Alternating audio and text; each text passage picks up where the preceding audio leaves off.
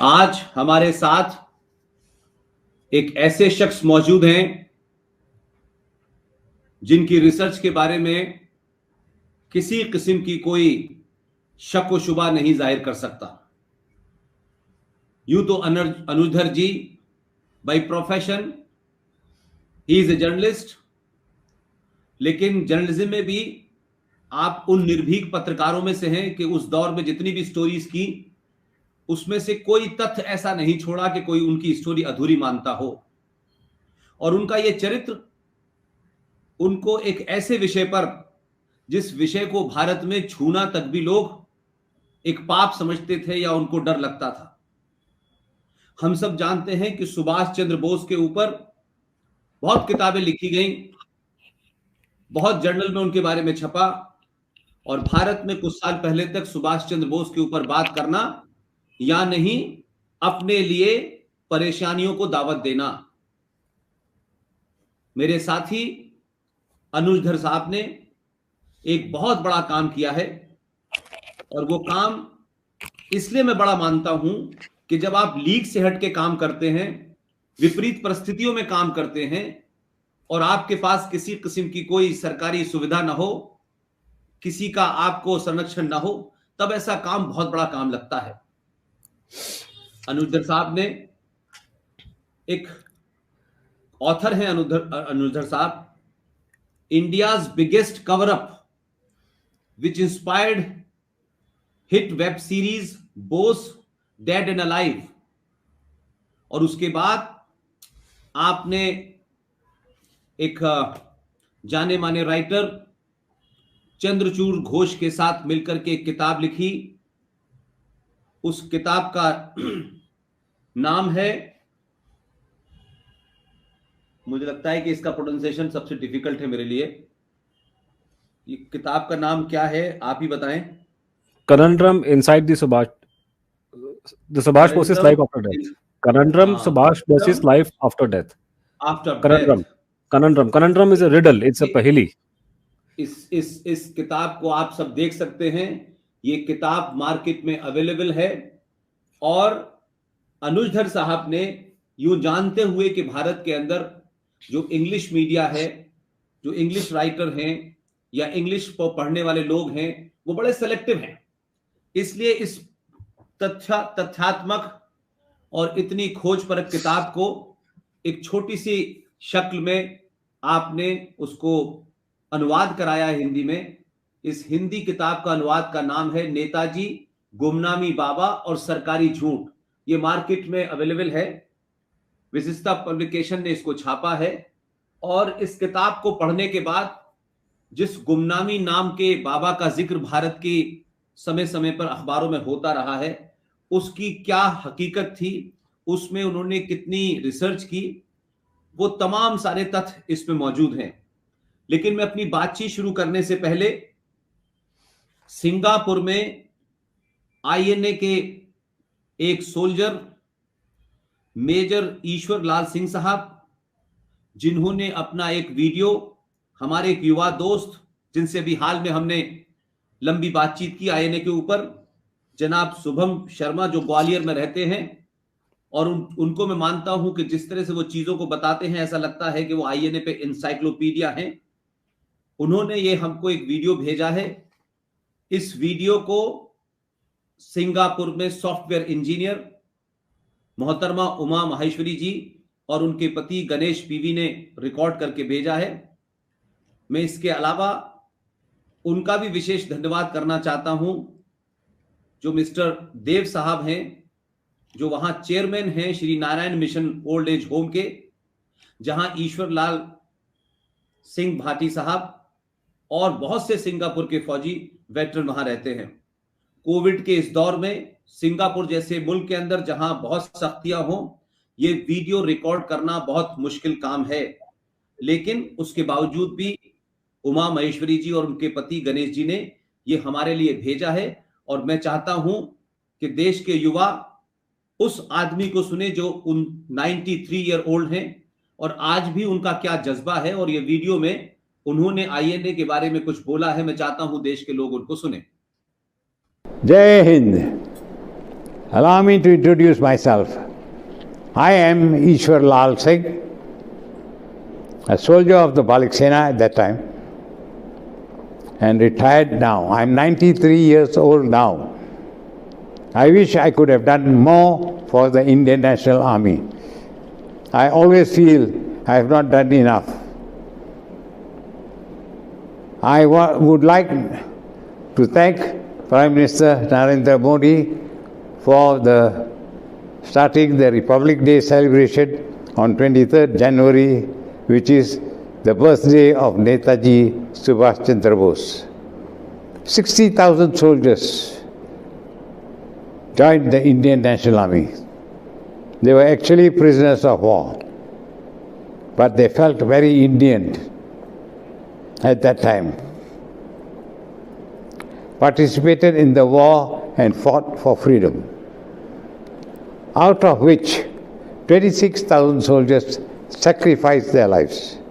I request Mr. Modi to build an INA memorial on behalf of all the soldiers who martyred, and to start actions immediately on this front so that it can be ready before 15th August, which is the 75th Indian Independence Day. Yes, thank you very much. Jai Hind. Thank you Anuj भाई, आप जानते हैं कि मैं बातचीत में कोशिश करता हूं कि ये कोई सवाल जवाब ना हो, क्योंकि जो गेस्ट होता है लोग उसको सुनना चाहते हैं, उसकी बात को सुनना चाहते हैं, उसके पॉइंट ऑफ व्यू को सुनना चाहते हैं। इस किताब को लिखने की आपको प्रेरणा कैसे मिली और कैसे आपने इन तमाम इतने ऐसे हालात जहां कोई आपकी मदद ना करता हो और आपने दुनिया भर से इसमें इतने साक्ष्य जुटाए हैं, इसकी आपको प्रेरणा कैसे मिली और इस किताब को लिखने के बाद आप किस नतीजे पे पहुंचे? अनुज धर साहब, अपनी बात को रखिए। पुष्पेंद्र जी, मैं बहुत सालों से आपका प्रशंसक रहा हूँ और ये मेरा आज श्री गणेश हो गया है बहुत शुभ दिन पे। वैसे हमें कल करना था, लेकिन कल माफ़ी चाहूँगा, कल एकदम से मेरे को मीडिया वाले पकड़ के ले गए तो मैं आ नहीं सका। नहीं तो मैं चाहता कि कल बहुत अच्छा दिन था, कल ही श्री गणेश करते तो और भी अच्छा रहता, लेकिन चलो एक दिन बाद भी हुआ है तो बहुत अच्छा लगा, आनंद आया। आप जो मुझसे सवाल पूछ रहे हैं, ऑलरेडी एक मेरी लाइफ के एक हिस्से को लेके एक फिल्म बन गई थी गुमनामी करके, वो हिट हो गई काफ़ी वहाँ पे। अब आप मुझसे पूछ रहे हैं कि पूरी कहानी तो बहुत लंबी चौड़ी कहानी, कोई फिल्म बना सकता है उसके ऊपर, बहुत इतना ऐसा एक्सपीरियंस हुआ लाइफ में। कहानी जाती है मेरे दादा के ऊपर। मेरे दादाजी जो थे वो ब्रिटिश इंडियन आर्मी में थे, और मैंने कभी उनको देखा नहीं, उनकी शक्ल से काफ़ी मेरी मिलती है, लेकिन उनकी फ़ोटोग्राफ्स बहुत सारी मेरे पास पड़ी हुई हैं पुराने ज़माने की। तो वो मुझे बताया गया घर के बड़े लोगों ने कि सेकेंड वर्ल्ड वॉर जब होती है तो वो जो फौजियों को बोला कि आपको लड़ने जाना है जर्मन से। तो अफ्रीका में वो पहले गए, क्योंकि अफ्रीका स्टार मेरे पास उनके मेडल्स पड़े हुए हैं। अफ्रीका स्टार है उनके पास, बर्मा स्टार है। फिर उनको बोला बर्मा में जाना है आपको, कोहिमा में लड़ना है आपको, जापानी से लड़ना है आपको। तो ये आदेश हुआ। इस समय तक भारत में जो नेताजी जो थे वो निकल चुके थे 1941 में यहाँ से, और किसी को नहीं मालूम था, सेंसरशिप लगी हुई थी। बाद में जब खबर आई कि रेडियो ब्रॉडकास्ट हो रहे हैं, वो जर्मनी में है 42 में 43 में, उसके बाद फिर खबरें आनी बंद हो गई। तो भारत पे जनता को कुछ नहीं मालूम था कि सुभाष बोस कोई आज़ाद हिंद फौज या कोई जापान की साइड से कोई आर्मी आ रही है, वो उसको लीड कर रहे हैं। पूरी सेंसरशिप लगी हुई थी, पूरा ब्लैक क्लाउड उन्होंने कर रखा था, फौजियों को भी नहीं मालूम था। तो ये लोग जो मुझे बताया कि जब वो पहुंचे वहाँ पे बॉर्डर के ऊपर, तो वहाँ से उनको उस तरफ से लोगों ने लाउड स्पीकर से आवाज़ दी कि आप हमसे क्यों लड़ते हो, हम तो आपके भाई हैं। वो इनको शौक लगा कि ये तो हम तो जापानी से लड़ने गए थे, ये तो भारतीय निकले यहाँ पे। तो उन्होंने लड़ने से मना कर दिया। ये मुझे बताया कि जो भी मतलब मेरे ग्रैंडफादर वो इन्फेंट्री वगैरह में नहीं थे, वो तो स्टोर कीपिंग टाइप के वो, लेकिन वो उसमें थे वो, लेकिन साथ में गए थे उनके, बिकॉज उनको बॉर्डर जाना पड़ता साथ में करके। लेकिन लोगों ने लड़ने से मना कर दिया वहाँ पे, और वो वहाँ से फिर वो अलग कहानी थी कि मिसिंग इन एक्शन हो गए थे और बहुत प्रॉब्लम हो गई थी, व्हाटएवर। मुझे बचपन से ये बात का इल्म था, पैदा होने के साथ ही, अपने दादाजी की हिस्ट्री के हिसाब से, जो मुझे घर के बड़ों ने बताई, मेरी बुआओं ने बताई या पिताजी ने बताई, कि भारत के आज़ाद होने का जो कारण था वो ये था कि भारत पे अंग्रेज राज कर रहे थे उनकी फ़ौज की वजह से, और वो फ़ौज उनके खिलाफ हो गई। ये कारण था वो देश। तो ये इस बात का रियलाइजेशन मुझे बचपन से था, क्योंकि मेरे ग्रैंडफादर का एक्सपीरियंस, मुझे हर एक आदमी अपने बाप दादा को एक्सपीरियंस को याद रखता है। उससे पहले नहीं जाता। मुझे भी अपने परदादा के बारे में कुछ नहीं पता, नाम पते हैं 3-4 जनरेशन के, लेकिन कुछ पता नहीं उनके बारे में। लेकिन वही है कि लोगों को, हर एक आदमी को अपने अपने दादा दादा को या नाना नाना को अगर देखा भी ना हो आपने, तब भी आपको उनकी जानकारी होती है। आदमी कम से कम 2 जनरेशन को नहीं बोलता है, अगर आपने देखा ना भी हो तब भी आप उनके बारे में। तो मुझे काफ़ी अपने दादा के बारे में मालूम है, जबकि उनको मैंने कभी देखा नहीं, मेरे पैदा उनसे बहुत पहले चल बसे थे। तो ये बात मेरे दिमाग में कहीं न कहीं थी, ये दिमाग में थी कि साहब ये तो है ऐसे करके। फिर उसके बाद में मैं कोई नेताजी का भक्त नहीं था, कोई लोग समझे कि मुझे आजकल लोग ऐसी कोई भक्ति की भावना नहीं थी करके, या आपको बहुत ज़्यादा उसमें इंटरेस्ट उनमें लेना, ऐसा भी नहीं था कुछ करके कोई। मैंने कोई जीवनी भी उनकी नहीं पढ़ी थी कभी। आज भी मैं उनकी जीवनी का बहुत ज़्यादा इंटरेस्टेड, मतलब ज़्यादा मैंने कोई शोध नहीं किया उनकी जीवनी के बारे में। उनकी डेथ हिस्ट्री मेरा पूरा शोध है। हाँ, एक बात ज़रूर है कि हम लोग कॉलेज में थे तो उस ज़माने में एक समर गुहा, काफ़ी एक किताब उनकी मशहूर हुई थी, नेताजी डेड और अलाइव करके। तो मेरे को याद है उसको मैंने पढ़ के देखा था एक बार, तो उसको देख के मेरे को हल्का-सा डाउट था कि इनकी प्लेन क्रैश में कुछ ना कुछ, जो सुभाष बोस की जो कहानी बोली जाती है कि जब देश आज़ाद हुआ तो नेताजी वहाँ नहीं थे, तो कहाँ गए? वो कहा कि प्लेन क्रैश में मर गए थे पहले, उससे आज़ादी से पहले। तो उसमें कुछ डिस्प्यूट है, लेकिन हल्का-हल्का मुझे आइडिया था। 2000-2001 में मैं हिंदुस्तान टाइम्स में नौकरी करता था और वहाँ पे उस ज़माने में मुखर्जी कमीशन का काम चल रहा था और कुछ खबरें मीडिया में आ रही थी लेकर के। तो मेरे दिमाग में ये ठनका हुआ कि हम लोग बेकार की ये इधर-उधर की इंक्वायरियाँ कर रहे हैं, क्यों ना हम लोग वहाँ पे, वो कहते हैं कि नेताजी की हड्डियाँ पड़ी हैं जापान में, उसका डीएनए टेस्ट क्यों नहीं हम लोग कर लेते हैं और ये कहानी खत्म हो जाती है। हम क्यों बेकार का इश्यूज़ को उछाल रहे हैं? मेरा ये अप्रोच था उस टाइम पे। और उसके लिए मैंने कोशिश की, मैंने कुछ लोगों से, डॉक्टर्स वगैरह से बात करी, एम्स वगैरह में फॉरेंसिक लोगों से, तो उन्होंने मुझे बताया कि ऐसे जलने के बाद का डीएनए होना पॉसिबल नहीं, तो मैंने वो स्टोरी ड्रॉप कर दी। लेकिन मैंने, हाँ, एक स्टोरी मैंने ज़रूर कोई सुभाष बोस पे लिखी थी मैंने, तो वो हिंदुस्तान टाइम्स में छपी थी उस टाइम पे। उसके बाद मेरे एक सीनियर थे मेरे ही डिपार्टमेंट में, उनके दिमाग में ख्याल आया कहीं और से कि सुभाष बोस की डेथ के ऊपर प्रॉपर इंक्वायरी करनी चाहिए हिंदुस्तान टाइम्स को, और एक टीम बनाई गई। उसके अंदर उन्होंने मुझे भी लिया कि मेरे को इंटरेस्ट था उसमें, मैंने स्टोरी लिखी थी उसके बारे में, तो उन्होंने मेरा नाम कि इसको भी डाल दो उसके अंदर। और भी लोग थे लेकिन मेरा नाम डाला उसके अंदर। और उसके इंचार्ज एक सितांशु जी थे, वो पुराने ज़माने के जाने माने जर्नलिस्ट थे, पेट्रियट के एडिटर थे पहले, बीबीसी में काम कर चुके थे इंग्लैंड के अंदर। और तो और उन्होंने सुभाष बोस को भी देखा था पुराने ज़माने का, और नेताजी पे उनकी बायोग्राफी रूपा ने छापी हुई थी, तो उनके उसमें हमने ये काम करना शुरू कर दिया। और उसके बाद में मैं कभी निकल नहीं सका इस केस से। अब एक एक्सीडेंट हुआ मेरे साथ में कि मतलब मेरे को एक ऑफिशियल असाइनमेंट मुझे मिला अपने अपने अपने अपने न्यूज़पेपर से। तो मेरी इसमें जो एंट्री होती है वो कोई इमोशनल या उस कारण से नहीं हुई। ये मुझे एक असाइनमेंट था कि जैसे आप मेरे बॉस हैं, आपने मुझे बोला कि अनुज जाके इसकी इंक्वायरी करो, मैंने इंक्वायरी करी। तो ये मेरा स्टार्टिंग पॉइंट था। अब वहाँ पे चेंज आने शुरू हुई कि हम लोगों ने जितनी इंक्वायरी करी, मैंने उसमें आपको ज़्यादा इंटरेस्ट दिखाया था क्योंकि मेरे को उसमें इंटरेस्ट था। धीरे-धीरे करते-करते जब परतें खुलनी शुरू हो गई एकदम के बाद एक, तब हम लोगों ने एक कंक्लूजन ड्रॉ किया। और ये बहुत बड़ी बात है सर, आप उसको अप्रिशिएट करेंगे। मीडिया रिपोर्ट करता, हम लोगों ने रिपोर्ट नहीं किया, हम लोगों ने कंक्लूजन ड्रॉ किया कि जो अवेलेबल एविडेंस है उसके हिसाब से सुभाष बोस की डेथ प्लेन क्रैश में नहीं हुई, और ये हिंदुस्तान टाइम्स के बिहाफ पे बोला गया था। तो वो हमने कंक्लूजन ड्रॉ किया, और वो ड्रॉ करने के बाद उसको सारा, और उसका इतना ज़बरदस्त मतलब लोगों का उस टाइम पे उत्साह था कि हिंदुस्तान टाइम्स.com की वेबसाइट, जो शायद कहीं नहीं थी उस ज़माने में, इस सीरीज़ की वजह से मेरे ख्याल से वो नंबर 2 पर आ गई, बिल्कुल टाइम्स ऑफ इंडिया के नेक टू नेक आ गई थी उस टाइम में। और बहुत से हिट्स हमको अमेरिका से बहुत आए, नॉर्थ अमेरिका से तब आके हिट्स आए। तो इसका मतलब कि लोगों को बहुत इसमें इंटरेस्ट था। और उसके बाद में हमें मुखर्जी कमीशन ने हमको गवाही के लिए बुलाया। उसके बाद में उस गवाही की कोई वैल्यू नहीं, क्योंकि हमारे पास कोई ऐसी इन्फॉर्मेशन नहीं थी कि जो कोई हम लोग, मतलब क्योंकि कमीशन जो डायरेक्ट एविडेंस मांगता है, वो कंक्लूजन पे वो इतना नहीं चलता नहीं है, मतलब हमारी थिंकिंग पे नहीं चलेगा, उसका एविडेंस चाहिए। लेकिन वहाँ पे भी मैं कमीशन के सामने मैं गवाह नंबर 50 था, और गवाह नंबर 48 है श्री प्रणब मुखर्जी। तो प्रणब बाबू की और मेरी गवाही एक ही दिन हुई थी कमीशन के सामने। और प्रणब बाबू की हालत बड़ी खराब थी उस टाइम पे। मैंने अपनी आंखों से उनको अपने सामने देखा मैंने कि कितना वो घबराए हुए थे कमीशन के सामने, जबकि कोई मीडिया नहीं, कोई कुछ नहीं, गिनती के 4 आदमी वहाँ बैठे थे, लेकिन प्रणब साहब की हालत खराब थी। अब वो लंबी चौड़ी कहानी है। जब कमीशन में हमने गवाही दे दी, और मेरे जो कुलीग थे उन्होंने अपना छोड़ दिया, असाइनमेंट खत्म हो गया। मैं इसको मैं डाइजेस्ट नहीं कर पाया कि अगर हम लोगों ने ये चीज़ कंक्लूजन ड्रॉ कर लिया है कि नेताजी जो है नहीं मरे प्लेन क्रैश में, और ये हम कंक्लूजन ड्रॉ किया, उस पे हमको कमीशन में जाके गवाही देनी पड़ गई, और समहाउ मेरे को दिल में कटोचने लगा ये बात। और धीरे-धीरे अब सर दिल्ली में रहते हैं, मैं पैदा भी नई दिल्ली में हुआ था, तो हमारे यहाँ तो कम से कम सारे सर्कल्स में ये लोग बात बोलते थे कि नेताजी रूस में थे, उनको मार दिया वहाँ पे। ये बात दिल्ली के अंदर बहुत जानी-मानी, और सब लोगों ने बोला, ये पुलिस के लोगों ने, इंटेलिजेंस के लोगों ने, डॉक्टर पूर्वी रॉय ने उस ज़माने बहुत एक्टिव थी, उन्होंने बोला करके।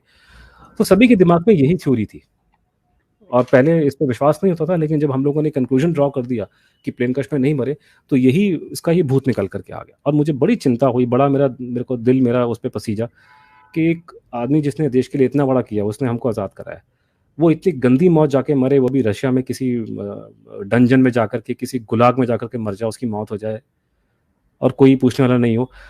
तो बड़ा बुरा लगा कि ऐसा तो नहीं हो। तो मैं डेस्परेट हो गया, क्या करें भाई, अगर हमने आधा कंक्लूजन ड्रॉ कर दिया तो आगे की बात निकालनी चाहिए। अब क्योंकि मैं डेस्क चलने था, तो मेरे पास में कोई रिपोर्टिंग का कोई ऐसा वो था नहीं, और ना मैं कोई होम मिनिस्ट्री की बीट फॉलो कर रहा हूँ। तब मैंने डेस्परेशन में और आप कहते हैं तुक्केबाजी से मैंने लोगों से बातचीत करनी शुरू करी। मुझे जो भी मिलता था, कोई भी मिल जाए आदमी, जान पहचान का इंपॉर्टेंट आदमी, मैं पूछूं यार तुम्हारा कोई जानने वाला है आईबी में, तुम्हारा कोई जानने वाला है रॉ में, तुम्हारा कोई जानने वाला है, कोई रिश्तेदार है तुम्हारे इधर पीएमओ में। तो इतना तो मालूम है कि सब अगर आपको सीक्रेट इन्फॉर्मेशन निकालनी है तो इनके पास में होगी, वो आपकी कोई संस्कृति में आपका एचआरडी मिनिस्ट्री के पास में नहीं होगी। अब मैं पागलों की तरह पड़ गया इसके पीछे, मैंने शुरू कर दिया शूटिंग इन द डार्क। अब धीरे धीरे धीरे करके लिंक निकलने शुरू हो गए। तो अब लेकिन जो जो इन्फॉर्मेशन निकलनी शुरू हुई, उसमें से ऐसा कुछ नहीं था कि जो मतलब एक पैटर्न के अंदर फिट ना होती, वो पूरा पैटर्न पे फिट हो रही थी पूरी करके। तो वो धीरे धीरे और ऐसे करते करते तुक्केबाजी से, इसमें कोई मतलब मेरा कोई टैलेंट नहीं है, तुक्का लग गया, आप समझ सकते हैं, क्योंकि मैं तुक्के ले रहा था, तुक्के मार रहा था। तुक्केबाजी में मेरा कनेक्शन किसी ऐसे व्यक्ति से हुआ जिसका कनेक्शन किसी ऐसे आदमी के साथ था जिसने सारी फाइलें देखी हुई थी गवर्नमेंट के अंदर। I am talking about a very top level bureaucrat, top most position. वहां से फिर कुछ बात हमें कन्वे हुई, जो मैं सारी बात आपको नहीं बोल सकता ऑनलाइन। आपको मैंने ऑफ द रिकॉर्ड बोली, ऑनलाइन आपको नहीं बोल सकता। लेकिन वो जो बात हुई, तो उन्होंने पूछा कि ये आजकल बड़ी खबरें आ रही हैं हिंदुस्तान टाइम्स 11 में नेताजी की डेथ के बारे में। उन्होंने मजाक उड़ाया, क्या ये कुछ भी नहीं है इसके अंदर, तो असली माल तो अंदर पड़ा है हमारे पास में, कुछ नहीं है, there's nothing in these media report में, कुछ भी नहीं है, ये साफ ऐसा बोला। तो उन्होंने सवाल पूछा जो कॉन्टैक्ट पर्सन थे कि क्या वो मर गए थे प्लेन क्रैश में। तो उनका जवाब आया, अरे इतना बड़ा फ्रीडम फाइटर है, तुम क्यों उसको मारते हो। रूस निकल गया, वो तो रूस निकल गया था।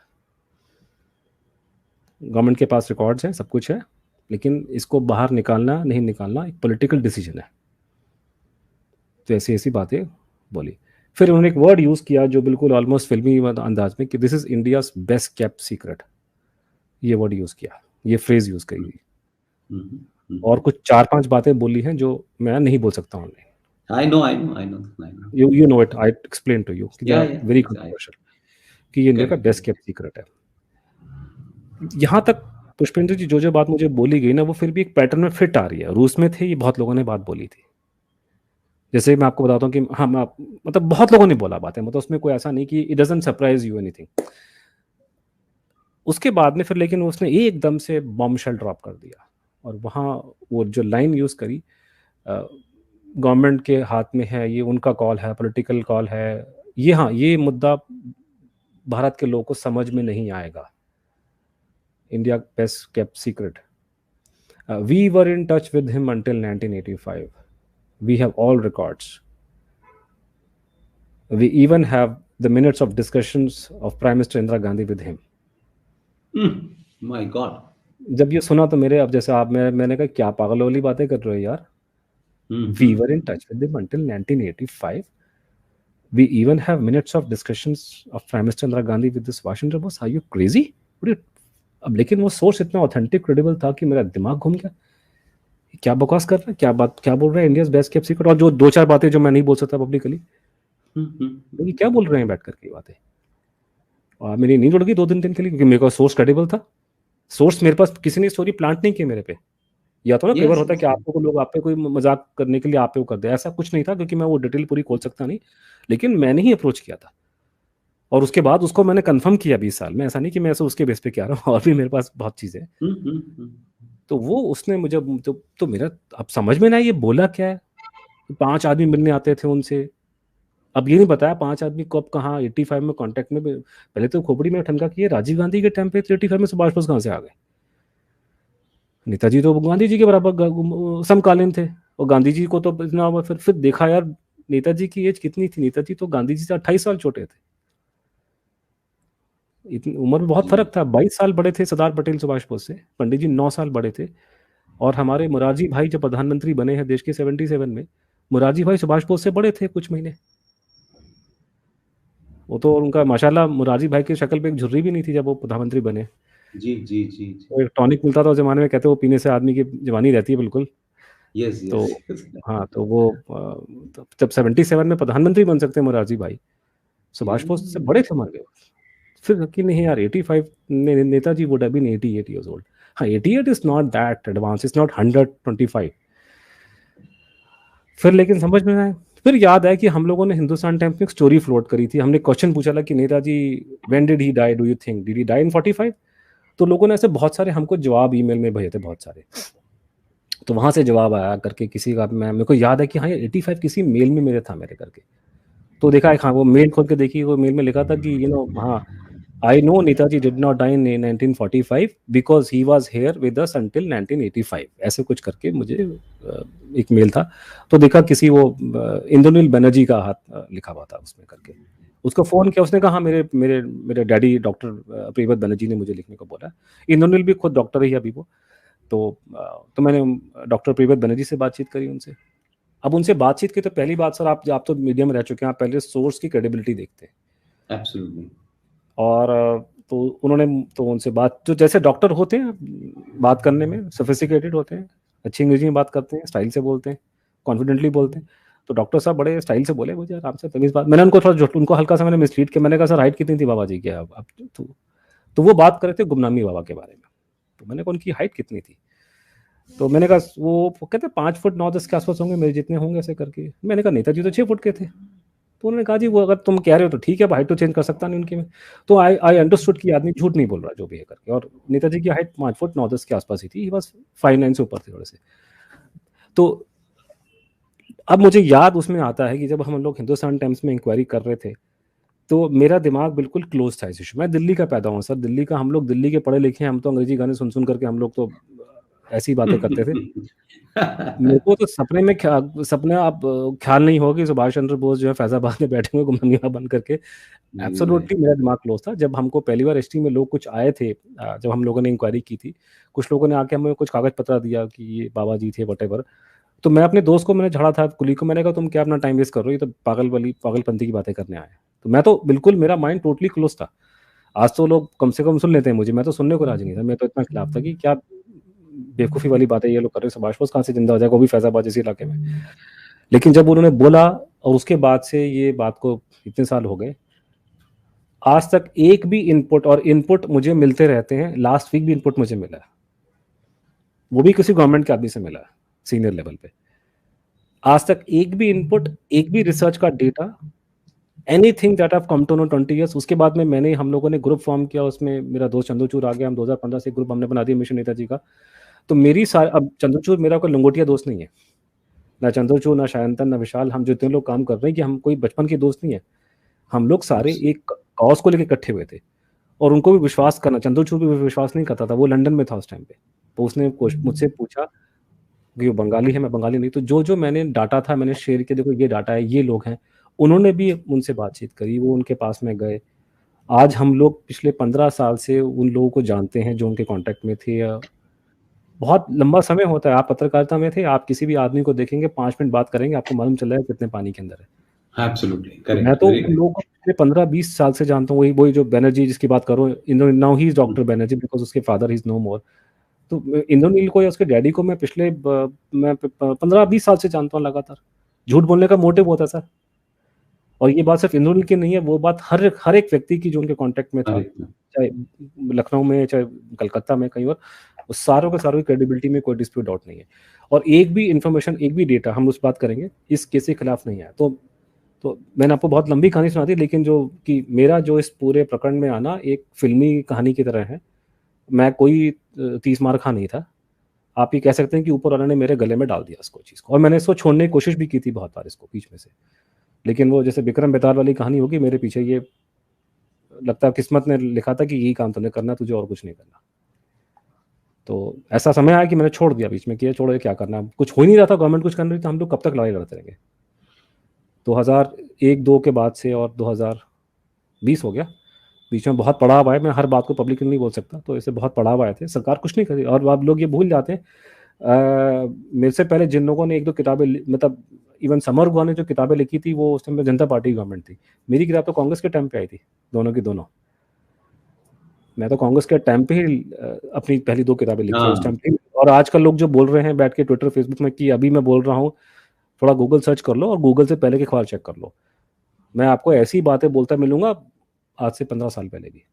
और इस जमाने के अंदर मेरा गार्डियन में आर्टिकल छप चुके हैं, वो मेरा नाम छप चुका, फॉरेन के टाइम्स में छप चुका, लंदन के अंदर गार्डियन में छपा था 5-6-7 में। तो ऐसा नहीं है कि ये बात मैं अभी से नहीं बोल रहा, स्टार्टिंग से बोल रहा हूँ। और जो हमने कंक्लूजन मोटा मोटा ड्रॉ किया था हिंदुस्तान टाइम्स में, अब हमारे पास में इन्फॉर्मेशन बहुत सारी है, लेकिन स्टैंड में कोई चेंज नहीं है। जो 2001 में कंक्लूजन निकाला था वही कंक्लूजन आज भी है। एक भी एविडेंस, एक भी लीड उसके खिलाफ में नहीं गई। आप ये बोल सकते हैं, आप ये बोल सकते हैं दूसरा कि आज मुझे लोग बोल रहे हैं कि आप लोग ये मिसलीड कर रहे हो। अरे भैया, मैं मिडिल क्लास का आदमी हूँ, मेट्रो में घूमता हूँ, ठीक है जी, मेरी औकात है कि जो सुभाष चंद्र बोस मर जाए रूस के अंदर या प्लेन क्रैश में मर जाए, मैं वो पागल आदमी हूँ जो उसको जिंदा करके फैजाबाद में ले आऊंगा? मेरी क्या ये स्टोरी है बेचने वाली कोई? लोग तो मुझे पागल बोलते थे 2015 से पहले। मतलब अगर मुझे पैसा भी लगाना, किसी घोड़े पे लगाऊंगा जो घोड़ा जीतेगा, मतलब ये कोई थ्योरी है जिसपे मैं अपना I put my money on that thing? It doesn't mean. और मेरे पास कैपेबिलिटीज है, क्या रिसोर्सेज मेरे पास में? घूमते हैं मेट्रो के अंदर है, और हम लोग इतनी बड़ी अगर नकली स्टोरी प्लांट भी करनी तो ये कोई स्टोरी है प्लांट करने वाली? सुभाष चंद्र बोस जो अनुज भाई एक बेसिकली सेट हमारे यहाँ एक नरेटिव है ना कि मतलब कुछ लोग कुछ ही काम कर सकते हैं, बाकी ये काम ही नहीं कर सकते। मतलब ये लोगों को लगता है कि भाई वाई अनुज भाई इनका है, अब अगर आप कर रहे हैं तो लोग आज आपको इस सरकार से जोड़ देंगे कि आप प्लीज करना चाहते हैं, क्योंकि 90% सोसाइटी हमारे यहाँ इसी तरह से ग्रो करती है। एक पर्टिकुलर आइडियोलॉजी की सरकार होगी तो कुछ लोग इंटेलेक्चुअल हो जाएंगे, किताबें लिखते हैं, तो उनका वो बना हुआ नैरेटिव है। तो आप जैसे लोग उसमें इसलिए फिट नहीं बैठते कि लोगों को पता नहीं होता, लोग समझते हैं सभी ऐसे हैं तो वो आपको भी ऐसे ही समझते हैं। तो ये मैं इसलिए नई बात नहीं मानता हूँ कि खासतौर से आप जानते हैं मीडिया के अंदर तो बहुत सारे लोग ऐसे हैं कि जो इस नैरेटिव पे चलते हैं। जो आप बताइए हमारे देश में कितने पत्रकार प्राइम मिनिस्टरों के मीडिया एडवाइजर बने, कितने पत्रकार हमारे यहाँ माइनॉरिटी कमीशन के मेंबर बने, लेकिन वो फिर भी पत्रकार रहते हैं। यानी कांग्रेस पार्टी से टिकट भी लड़के आते हैं और फिर भी क्या कहते हैं, लौके अखबार के एडिटर होते हैं, कहते हैं हम तो निष्पक्ष पत्रकारिता करते हैं। तो ये बहुत बड़ी हॉबी है। अभी थोड़े दिन पहले मैंने अभी देखा ट्वीट, अभी मेरे ख्याल से जावेद अख्तर जी ने ट्वीट किया, वो कर रहे हैं कि वो शुगातो बोस का नाम ले रहे हैं, नेताजी के परिवार का एक है। एक तो ये विडंबना बड़ी है कि कोई भी आदमी अगर इंग्लिश में बोलता है, वो भी खासकर अमेरिकन एक्सेंट में हो, तो उसको समझा ठीक ही बोल रहा होगा भैया। तो वो कह रहे हैं कि प्रोफेसर है और नेताजी की फैमिली का आदमी है। बट तुम असली बात ये तो बताओ भैया कि उसके खानदान ने पब्लिक स्टेटमेंट दी कि कांग्रेस पार्टी का चमचा भी है वो। खानदान का रिकॉर्ड लोगों को मिसलीड कर रहे हैं, दूसरों को लेबल लगा रहे हैं और अपने गिरेबान में जाके देख नहीं रहे कि आप लोग क्या कर रहे हो। तो मैं कह रहा हूं कि जावेद अख्तर जावेद अख्तर वो अपनी कुछ कविताएं लिखें, नज़में लिखें, वो हर चीज पे दखल देंगे क्योंकि उनको मुसलमान हैं, इसलिए उनको हर बात पे बोलना है। वो इस देश के माहौल पे भी बोलेंगे, वो पार्टीशन पे भी बोलेंगे, वो सुभाष पे भी बोलेंगे, वो हर ऐसे आदमी पे बोलेंगे जिससे उनकी पोल खुलती हो। तो ये एक नैरेटिव है अनुज भाई, मैं उसको कोई उस तरीके से नहीं देखता। लेकिन मैं चाहता हूं कि ये जो पूरा गुमनामी बाबा, अयोध्या, फैजाबाद, ये जो मिस्ट्री है ना, ये आपकी किताब के बाद मैं देखता हूं, जितने लोगों से मैंने बात की कि ऐसे किताब है भाई, और ये किताब में लोगों में बड़ी क्यूरियोसिटी है। मुझे लगता है लोगों को कुछ लगता था ऐसा है, लेकिन क्योंकि कोई उनके पास कोई एक जैसे कह सकते हैं कि सपोर्टिंग डॉक्यूमेंट नहीं था। तो पर्सन लाइक यू, जब आपने वो रिसर्च किए, अच्छा इसमें आपका ना कोई पॉलिटिकल एजेंडा है, और आपने अपनी किताब में लिखा है एक जगह कि उस जमाने एनडीए की सरकार में भी जो मुखर्जी कमीशन बना, उसको भी सरकारों ने कोऑपरेट नहीं किया। तो ऐसा नहीं कि कोई आपने कोई कांग्रेस और लेफ्ट और राइट से कोई लेना देना हो। तो नहीं, मैं तो बीजेपी की पढ़ा हूँ आजकल। मैं तो अभी पंडित जी गवर्नमेंट तो भी नहीं, अभी तो गए पंडित जी चले गए। ये तो अब जो अच्छा काम करेंगे तारीफ करूंगा, जो कल मूर्ति वाला काम बहुत अच्छा काम हुआ। लेकिन मैं तो उनके पीछे पढ़ा हूँ। मैं तो हमारी किताब का लब्बो लबाब है कि गवर्नमेंट ऑफ इंडिया इस केस को दबा के बैठी है। मैं तो योगी जी पे मैंने मोर्चा खोला हुआ है।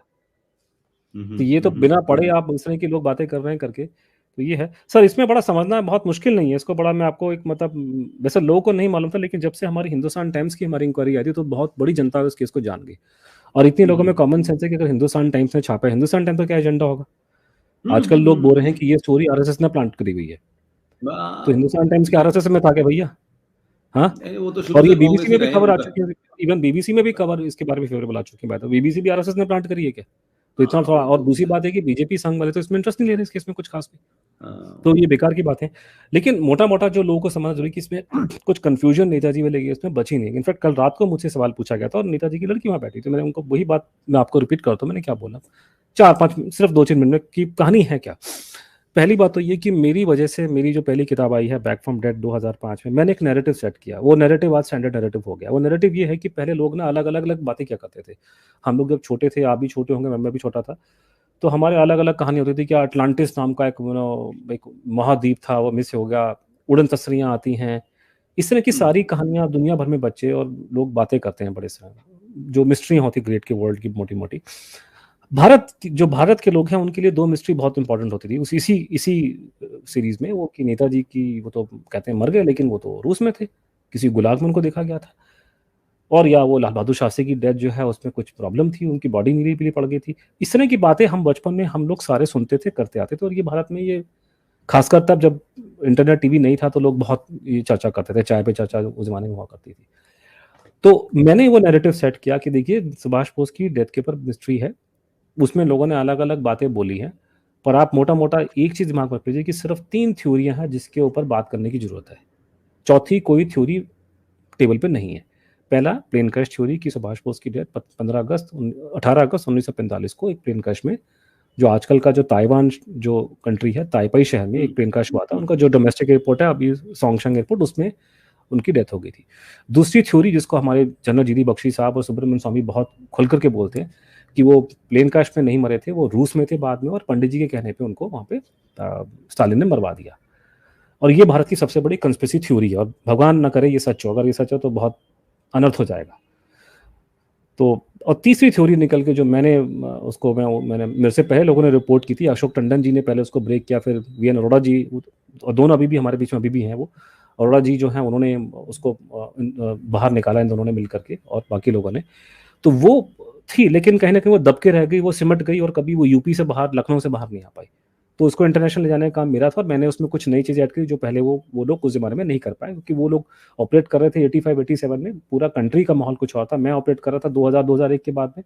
मेरे लिए इन्फॉर्मेशन को निकालना आसान हो गया, मैं दिल्ली में था वो तो मेरी वजह से ये स्टोरी गुमनाम इसमें। तो तीसरा एंगल जो ऐड हो जाता है कि नहीं, ना वो मरे प्लेन ताइवान में, ना वो मरे रूस में, वो मरे थे अयोध्या के अंदर, और उनका संस्कार हुआ था आपके गुप्तार घाट, जहाँ पे अभी बहुत अच्छा काम, जहाँ भगवान राम को भी जल समाधि ली गई थी, तो वो उस जगह पे।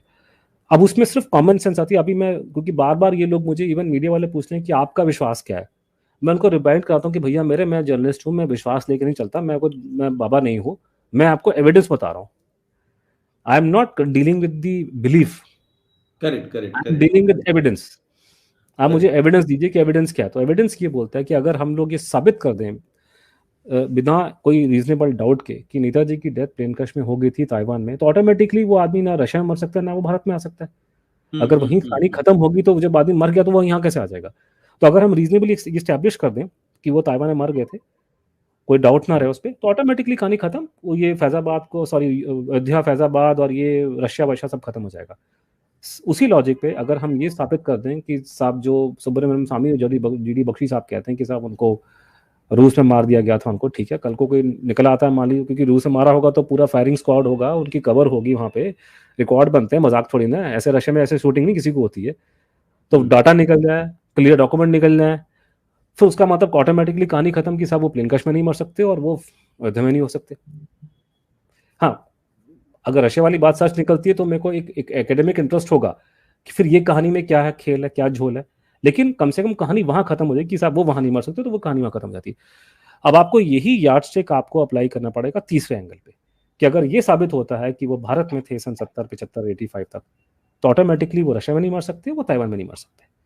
हाँ, ताइवान में क्या हुआ, रशिया में क्या हुआ, ये हम उस पर गहन स्टडी करेंगे, उसके वो किताब इतनी मोटी बना दी है। लेकिन जब स्थापित, तो पहले हमको ये स्टैब्लिश करना है कि क्या ये आदमी जिंदा था कि नहीं था। अब लोग क्या करते हैं कि लोग सवाल पहले पूछ रहे थे कि नहीं अगर वो यहाँ आते थे तो निकल के क्यों नहीं आए, वो किससे डर, या वो क्यों निकल के नहीं आए, किससे डरे थे, ये बात की बात है। पहले आप ये देखो कि क्या हमारे पास में रीजनेबल एविडेंस है वो स्टैब्लिश करने के लिए, या इवन एक थ्योरी फ्लोट करने के लिए कि वो भारत में थे। तो पहली चीज जो प्लेन कैश की थ्योरी आती है, एक लोगों को समझना चाहिए कि जो प्लेन कैश की थ्योरी है वो वैसी थ्योरी नहीं है जैसे माधव सिंधिया का प्लेन कैश हुआ था या संजय गांधी का प्लेन कैश हुआ था, कि जहाज उड़ा, संजय गांधी जहाज में बैठे, 6 लोगों ने देखा जहाज उड़ गया, जहाज क्रैश कर गया, संजय गांधी जी की बॉडी मिल गई, सब लोग हॉस्पिटल ले गए, जो डॉक्टरी काम करना किया, बाद में उनको क्रिमेट कर दिया गया।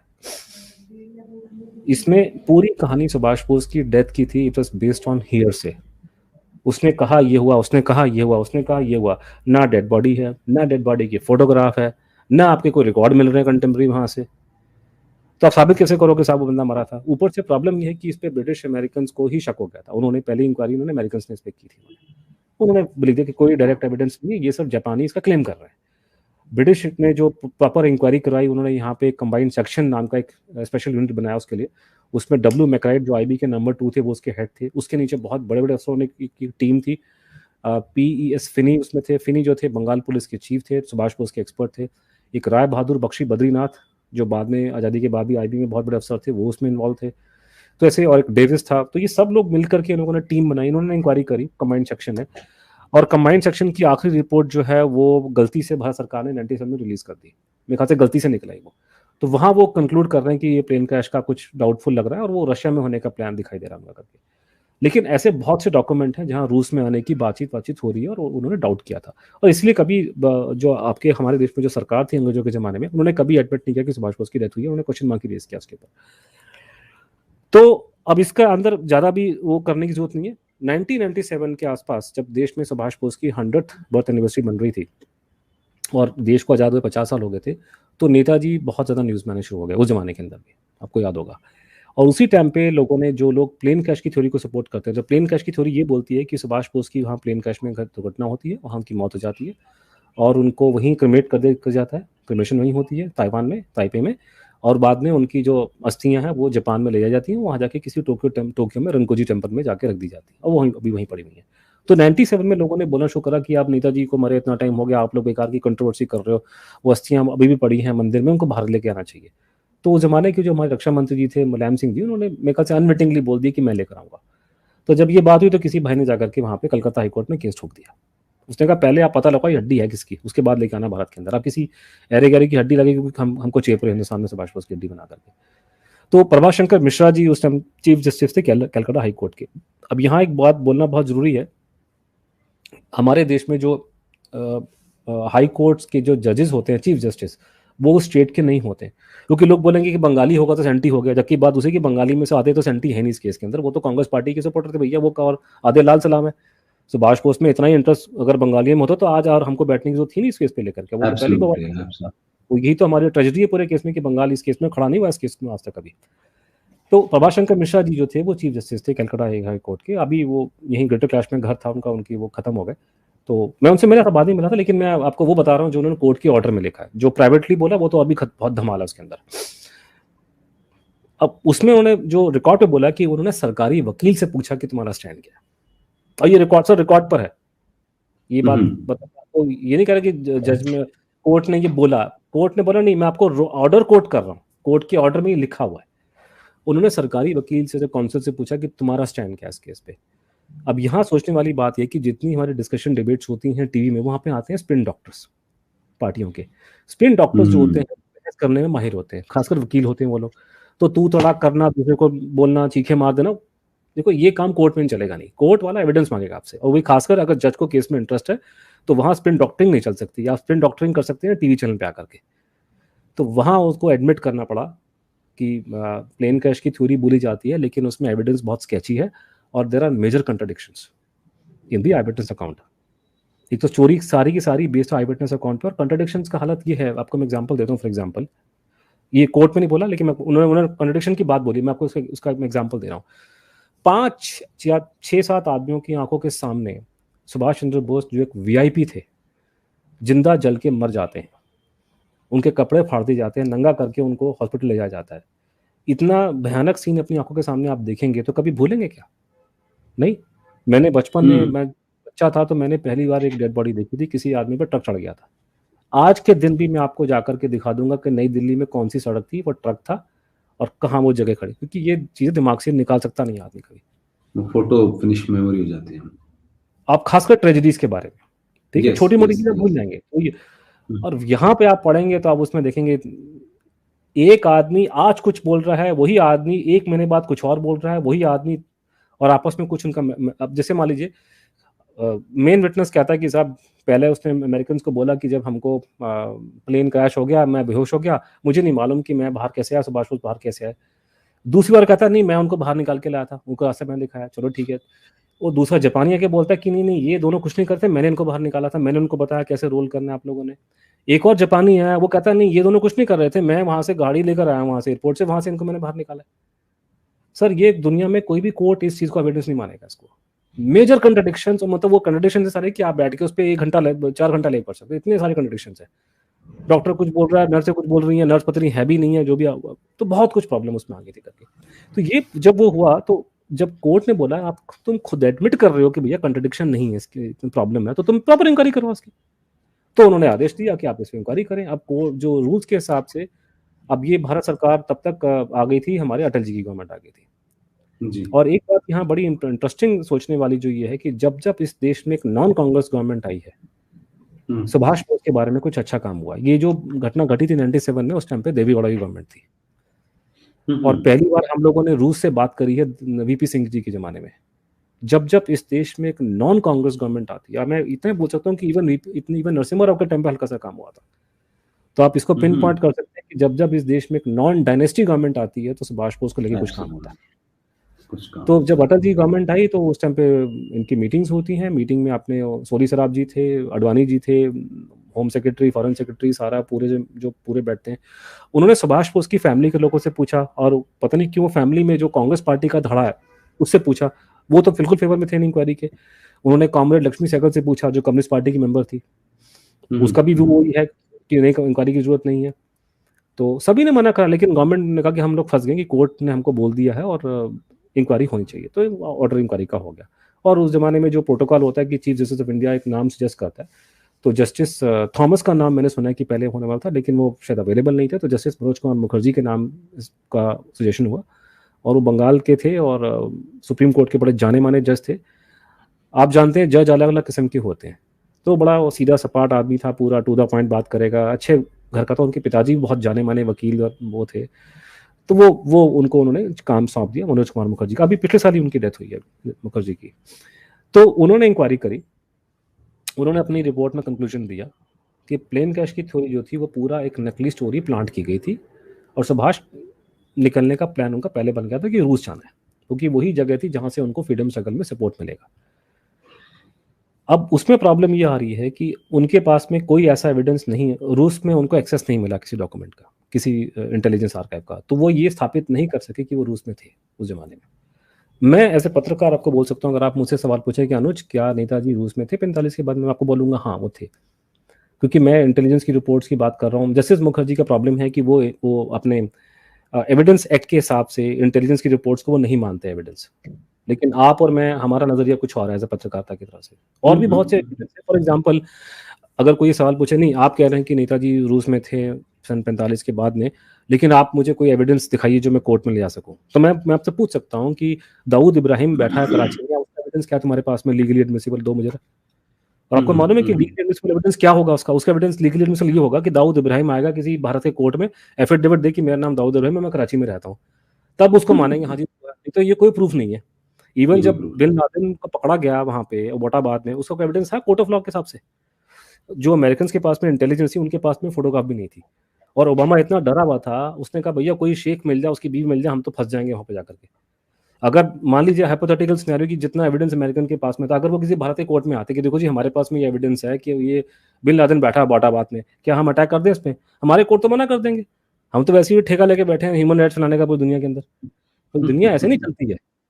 ये ऑपरेशन जितने फौज के इंटेलिजेंस के जब मार धाड़ होती है, ये सारे के सारे एक हिंट मिलता है और काम हो जाता है। तो सुभाष बोस के रूस में होने के 1000 पॉइंट्स आपको दिखाई दे रहे हैं वहां पे। वो टेक्निकलिटी ये है कि रूस वाले एडमिट नहीं कर रहे क्योंकि हम उनसे पूछते नहीं है, तो वो अदरवाइज इट्स वेरी क्लियर ना। द प्रॉब्लम जो जहां पे आ रही है और जहां पे मेरे को लगता है कि क्यों मुझे समझ में नहीं आ रहा कि जनरल बख्शी और इवन सुब्रमण्यम स्वामी जैसे पढ़े लिखे इंसान इस तरह की बातें कर रहे हैं। ये जो पूरा हाइपोथेसिस जो दिया जा रहा है कि साहब पंडित जी के कहने पे स्टालिन ने मार दिया, कम ऑन। नहीं देखिए, उसमें देखिए मैं बख्शी साहब को तो नहीं कह रहा, सुब्रमण्यम स्वामी के बारे में तो मेरे नजरिया ये है कि वो कभी आरएसएस को फासिस्ट ऑर्गेनाइजर कहते हैं, कभी वो सोनिया गांधी से सरकार गिराते हैं। तो मैं कभी कभी मानता हूं कि बड़े इंटेलेक्चुअली और सोफिस्टिकेटेड एक पॉलिटिकल ब्रोकर टाइप की उनकी बातें। अब पंडित जी को डायरेक्ट आप उनके कहने पे मार दिया, ये एक ऐसी बात है कि जिसको कोई नहीं कह सकता, कोई नहीं लेकिन उसमें, इसमें नहीं पॉलिटिकल टोन ज्यादा है। नहीं, उसमें कई लोगों ने बोला, लेकिन मैं कह रहा हूँ कि मेरे को उस पूरे हाइपोथेसिस से बहुत परेशानी, मेरे को परेशानी वो ये है कि कॉमन सेंस का पॉइंट है, जो बेसिक सेंस ऑफ हिस्ट्री है, जो लोगों को नहीं मालूम है। स्टालिन के भारत से कोई अच्छे संबंध नहीं रहे। एक, स्टालिन जब तक था भारत से कोई खास, हमारे संबंध रूस से अच्छे स्टालिन के जाने के बाद हुए। पहली बात तो ये प्रॉब्लम आ रही है। दूसरा, ये स्टालिन जब हमारे महात्मा गांधी जी को जो हत्या हुई थी, इन लोगों ने फूल तक नहीं भेजे हमारे को 2 दिन तक, यह हालत थी। महात्मा गांधी को उन्होंने बोला रिएक्शनरी वर्ड यूज किया। और पंडित जी के बारे में उसने स्टालिन ने किसी नोट में लिखा राजनीतिक वैश्या, उसका ऐसा डिस्क्राइब किया, पॉलिटिकल प्रोस्टिट्यूट उसके बारे में लिखा हुआ है, ये वर्ड यूज किया उसके लिए। तो जो आदमी उसको राजनीतिक वैश्या बता रहा है, चाचा नेहरू को, हमारे स्टालिन, पंडित जी ने पता नहीं क्या कारण था, ये तो भगवान ही जाने, लेकिन बड़ा कॉमन सेंस की बात है। क्यों? जब भारत आजाद हुआ तो आपको पता भारत का पहला एम्बेसडर कौन था रूस के अंदर? पंडित जी की बहन। हाँ, बहन गई वहां पे। विजयलक्ष्मी पंडित। हाँ, विजयलक्ष्मी बहन सब पंडित। कहानी है ना कि बहन वहां के कुछ पता लगाने गई थी वहां पे।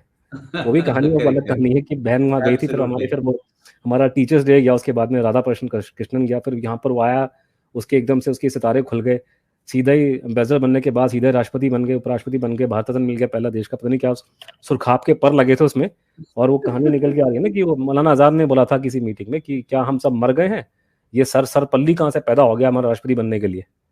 तो वो बड़ी बड़ी बड़ी जबरदस्त मिस्ट्री है कि इस राधा कृष्णन जो भारत का एम्बेसडर था रशिया में, वो सडनली उसके कैसे बारे न्यारे हो गए उसके, है नहीं हो। तो वो, तो ये वहां पे स्टालिन ने पंडित जी की बहन को मिला तक नहीं वहां पे। तो ये कौन सी कॉमन सेंस जो ये बोलती है कि पंडित जी के कहने पे स्टालिन, जो स्टालिन पंडित जी को राजनीतिक वैश्या बता रहा है, उसके कहने पे वो उस आदमी को मारेगा जिसकी मदद वो पहले कर चुका है 41 में। सुभाष बोस ने 1944 में रूस के एम्बेसडर को चिट्ठी लिखी है, क्योंकि रूस की कोई लड़ाई जापान के साथ में नहीं थी उस टाइम पे।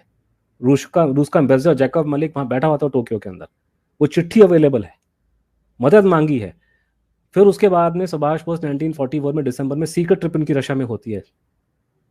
तो ये सब बातें हैं रिकॉर्ड पर। तो आप तो दूसरी बात, और सब जितना मोटा लब्बो लबाब, एक बात और है कि इन्होंने बहुत डॉक्यूमेंट्स को ट्विस्ट कर रहे हैं लोग बीच में, स्वामी जी। जो लब्बो लबाब निकल के आ रहा है, सारी रिपोर्ट्स इंटेलिजेंस की और जितने क्रेडिबल एविडेंस जो आ रहे हैं, वो ये दिखा रहे हैं कि सुभाष बोस को शेल्टर मिला था उसके अंदर। मारने की बात कहीं नहीं आ रही है, सिर्फ शेल्टर की बात आ रही है। जो क्रेडिबल, इवन जो रिपोर्ट्स इंटेलिजेंस की, वो सारे लिख रहे हैं कि शेल्टर मिला उसको वहां पे। तो शेल्टर को, किसी को संरक्षण मिलना और मारना अलग अलग बात नहीं है। ये समझते कि वहां पे तो मार दिया गया, अरे उनको संरक्षण मिला वहां पे, वो क्यों मारेंगे उनको? वो लोग पहले उन्होंने मदद करी 41 में, जब यहाँ से भागे थे नेताजी 1941 में। तो लोगों को ये बेसिक बात याद नहीं है। काबुल के बाद वो जहाज में नहीं गए थे। वो जब काबुल यहाँ से गए हैं 41 में, जनवरी 41 में यहाँ से कलकत्ता से भागे, ट्रेन पकड़ी, वो पेशावर वगैरह होते काबुल पहुंचे।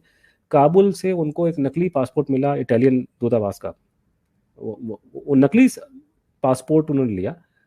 उन्होंने, वो जो देने वाला जो आदमी था कुरोनी, वो बाद में बहुत बड़ा, वो भी मंत्री बना, वो भी बहुत सुभाष बोस का बहुत सपोर्टर था। उसका लड़का भी हमारा एम्बेसडर था इटली का थोड़ा साल पहले, उसी आदमी का। क्योंकि Quaroni became very famous minister in Italy afterwards, and he remain very Subhash Bose admirer even afterwards. तो कुरोनी ने उनको एक नकली, उनको वो दिया, उनको एक बना करके पासपोर्ट, और ओरलैंडो मुजेटा के नाम से। लेकिन वो रूस में दिखा करके नेताजी रूस में गए, रूस में 10 दिन रहे हैं, और रूस से वो बर्लिन गए थे। वही रूसी अगर उनको पकड़ के हवाले कर देते अंग्रेजों के, तो किसी को कानो कान खबर नहीं होती, वो तो गलत नाम वहां पे छुप के भाग रहा था। तो रूस ने उनकी मदद पहले करी हुई थी, उसी स्टालिन ने उनकी मदद करी थी। दुनिया बड़ी कॉम्प्लेक्स है। अब प्रॉब्लम सर आ रही है कि प्लेन क्रैश में नहीं मरे, रूस में नहीं मरे। अब यहाँ प्रॉब्लम आ रही कि जैसे मुखर्जी गए फैजाबाद में, अयोध्या में, फैजाबाद का इलाका जहां वो रहा करते थे, अयोध्या में भी रहे, उससे पहले 10 साल वो अयोध्या में रहते, लेकिन जिंदगी के 2 लास्ट साल उन्हें बिताए हैं, जिसको आजकल फैजाबाद का नाम दिया जाता है। उससे 10 साल पहले वो अयोध्या में थे, बिल्कुल राम टेम्पल के आसपास की जगह पे वहां पर रहा करते थे। तो वो जब गए वहां पे, उन्होंने इंक्वायरी करी और उन्होंने अपनी रिपोर्ट में लिखा, और उनका कंक्लूजन ये था कि आई विटनेस अकाउंट मैच कर रहा है, कि there is credible eye witness account की आदमी सुभाष बोस थे। खासकर वो लोग जिन्होंने सुभाष बोस को भी देखा, नेताजी को भी देखा है। उसको ना मानने की कोई कारण नहीं। और आई विटनेस अकाउंट क्या होता है ये बताना बहुत जरूरी है। आई विटनेस अकाउंट ये चीज होती है कि कोर्ट कचहरी में फांसी हो जाती है आई विटनेस अकाउंट के बेस पे, कि हाँ मैंने देखा था उसने गोली चलाई, खत्म। आप कोर्ट में जाकर किसी ने ये बंदा बोल दिया ना कि हाँ मैंने देखा था गोली चलाई थी, बस फांसी हो जाएगी आपको। ये होती है ताकत आई विटनेस अकाउंट की। और हमारे कोर्ट की रूलिंग्स हैं कुछ जगह पे कि अगर आई विटनेस अकाउंट में और डीएनए में क्लैश हो जाए तो आई विटनेस अकाउंट कई बार भारी पड़ जाता है उसके ऊपर। तो ये कोर्ट, सुप्रीम कोर्ट की रूलिंग्स हैं। तो आई विटनेस अकाउंट बहुत इंपॉर्टेंट चीज है, खासकर इतने मर्डर वर्डर किसमें आई विटनेस अकाउंट ही चलता है हर जगह। तो वो मुखर्जी कह रहे हैं, सुप्रीम कोर्ट का जज, जाना माना criminal law expert, supreme court का जज था वो, कोई 2 टके का कोई पत्रकार नहीं था। वो कह रहा है आई विटनेस अकाउंट मैच कर रहा है। नंबर 2, ही इज राइटिंग कि डॉक्यूमेंट्री एविडेंस की जो करस्पॉन्डेंस गुमनामी बाबा में, सो कॉल्ड बाबा में और उसके फॉलोअर्स में, जिसमें से आईएनए के लोग भी थे पुराने इंटेलिजेंस के, वो आपस में वो भी मैच कर रहा है। तो आई विटनेस अकाउंट मैच कर रहा है, आपका डॉक्यूमेंट्री मैच कर रहा है। कि कमीशन की रिपोर्ट में मेंशन किया हुआ है कि there is no clinching evidence that this man was Netaji. उसका मतलब लोगों ने निकाला कि मुखर्जी कमीशन ने वो रिजेक्ट कर दिया। नहीं, उन्होंने रिजेक्ट नहीं किया। उन्होंने बोला है कि एविडेंस है लेकिन क्लिंचिंग नहीं है। क्यों नहीं है? कि आई विटनेस अकाउंट मैच कर रहा है, डॉक्यूमेंट्री मैच कर रहा है, लेकिन गुमनामी बाबा की हैंडराइटिंग और वहां से कुछ दांत मिले थे 7-8 जो शायद उनके दांत थे, उन पर टेस्टिंग हुई गवर्नमेंट की लैब्स में और रिपोर्टें नेगेटिव आई। तो फॉरेंसिक एविडेंस जो है वो निगेट कर रहा है आई विटनेस अकाउंट को और डॉक्यूमेंट्री एविडेंस को। तो there is no clinching evidence this man was Netaji. That is, there is evidence he is Netaji but it is not clinching. लेकिन उसको जमा बना दिया कि साहब वो तो, अच्छा अब क्योंकि मैं खुल के बोल सकता हूँ कि जस्टिस मुखर्जी अब है नहीं। अब मैं हिंदुस्तान टाइम्स में नौकरी करता था, इतनी तो साइंस मुझे भी आती है भैया कि मैं भी पॉलिटिकल साइंस का पढ़ा हूँ कि डीएनए अगर किसी का नेगेटिव हो जाए तो उसके बाद में तो कहानी कुछ है नहीं आज के ज़माने में कोर्ट कचहरी में। क्योंकि हमको ये मालूम था पहले दिन से कि वहाँ पे कुछ गड़बड़ हुई है। मुखर्जी साहब ने खुद हमको बताया था कि साहब इन्होंने रिपोर्टें चेंज करी हैं। उनको शक हो गया था लेकिन वो साबित नहीं कर पाए। आपकी तो मुलाकात मुखर्जी साहब से हुई है ना इस दरमियान में? बहुत बार। बहुत बार। मैं रिटायरमेंट की बात कर रहा हूँ, कमीशन के टाइम पे नहीं बोल, कमीशन के टाइम पे तो बिल्कुल वो स्टिफ अपर लिप जो वो लेकिन इस बात ही किताब नहीं में आपने उनकी तस्वीर है आपकी बातचीत वो करते अभी हुए 2-3 साल पहले की है, वो 2-3 साल पहले की अच्छा। है।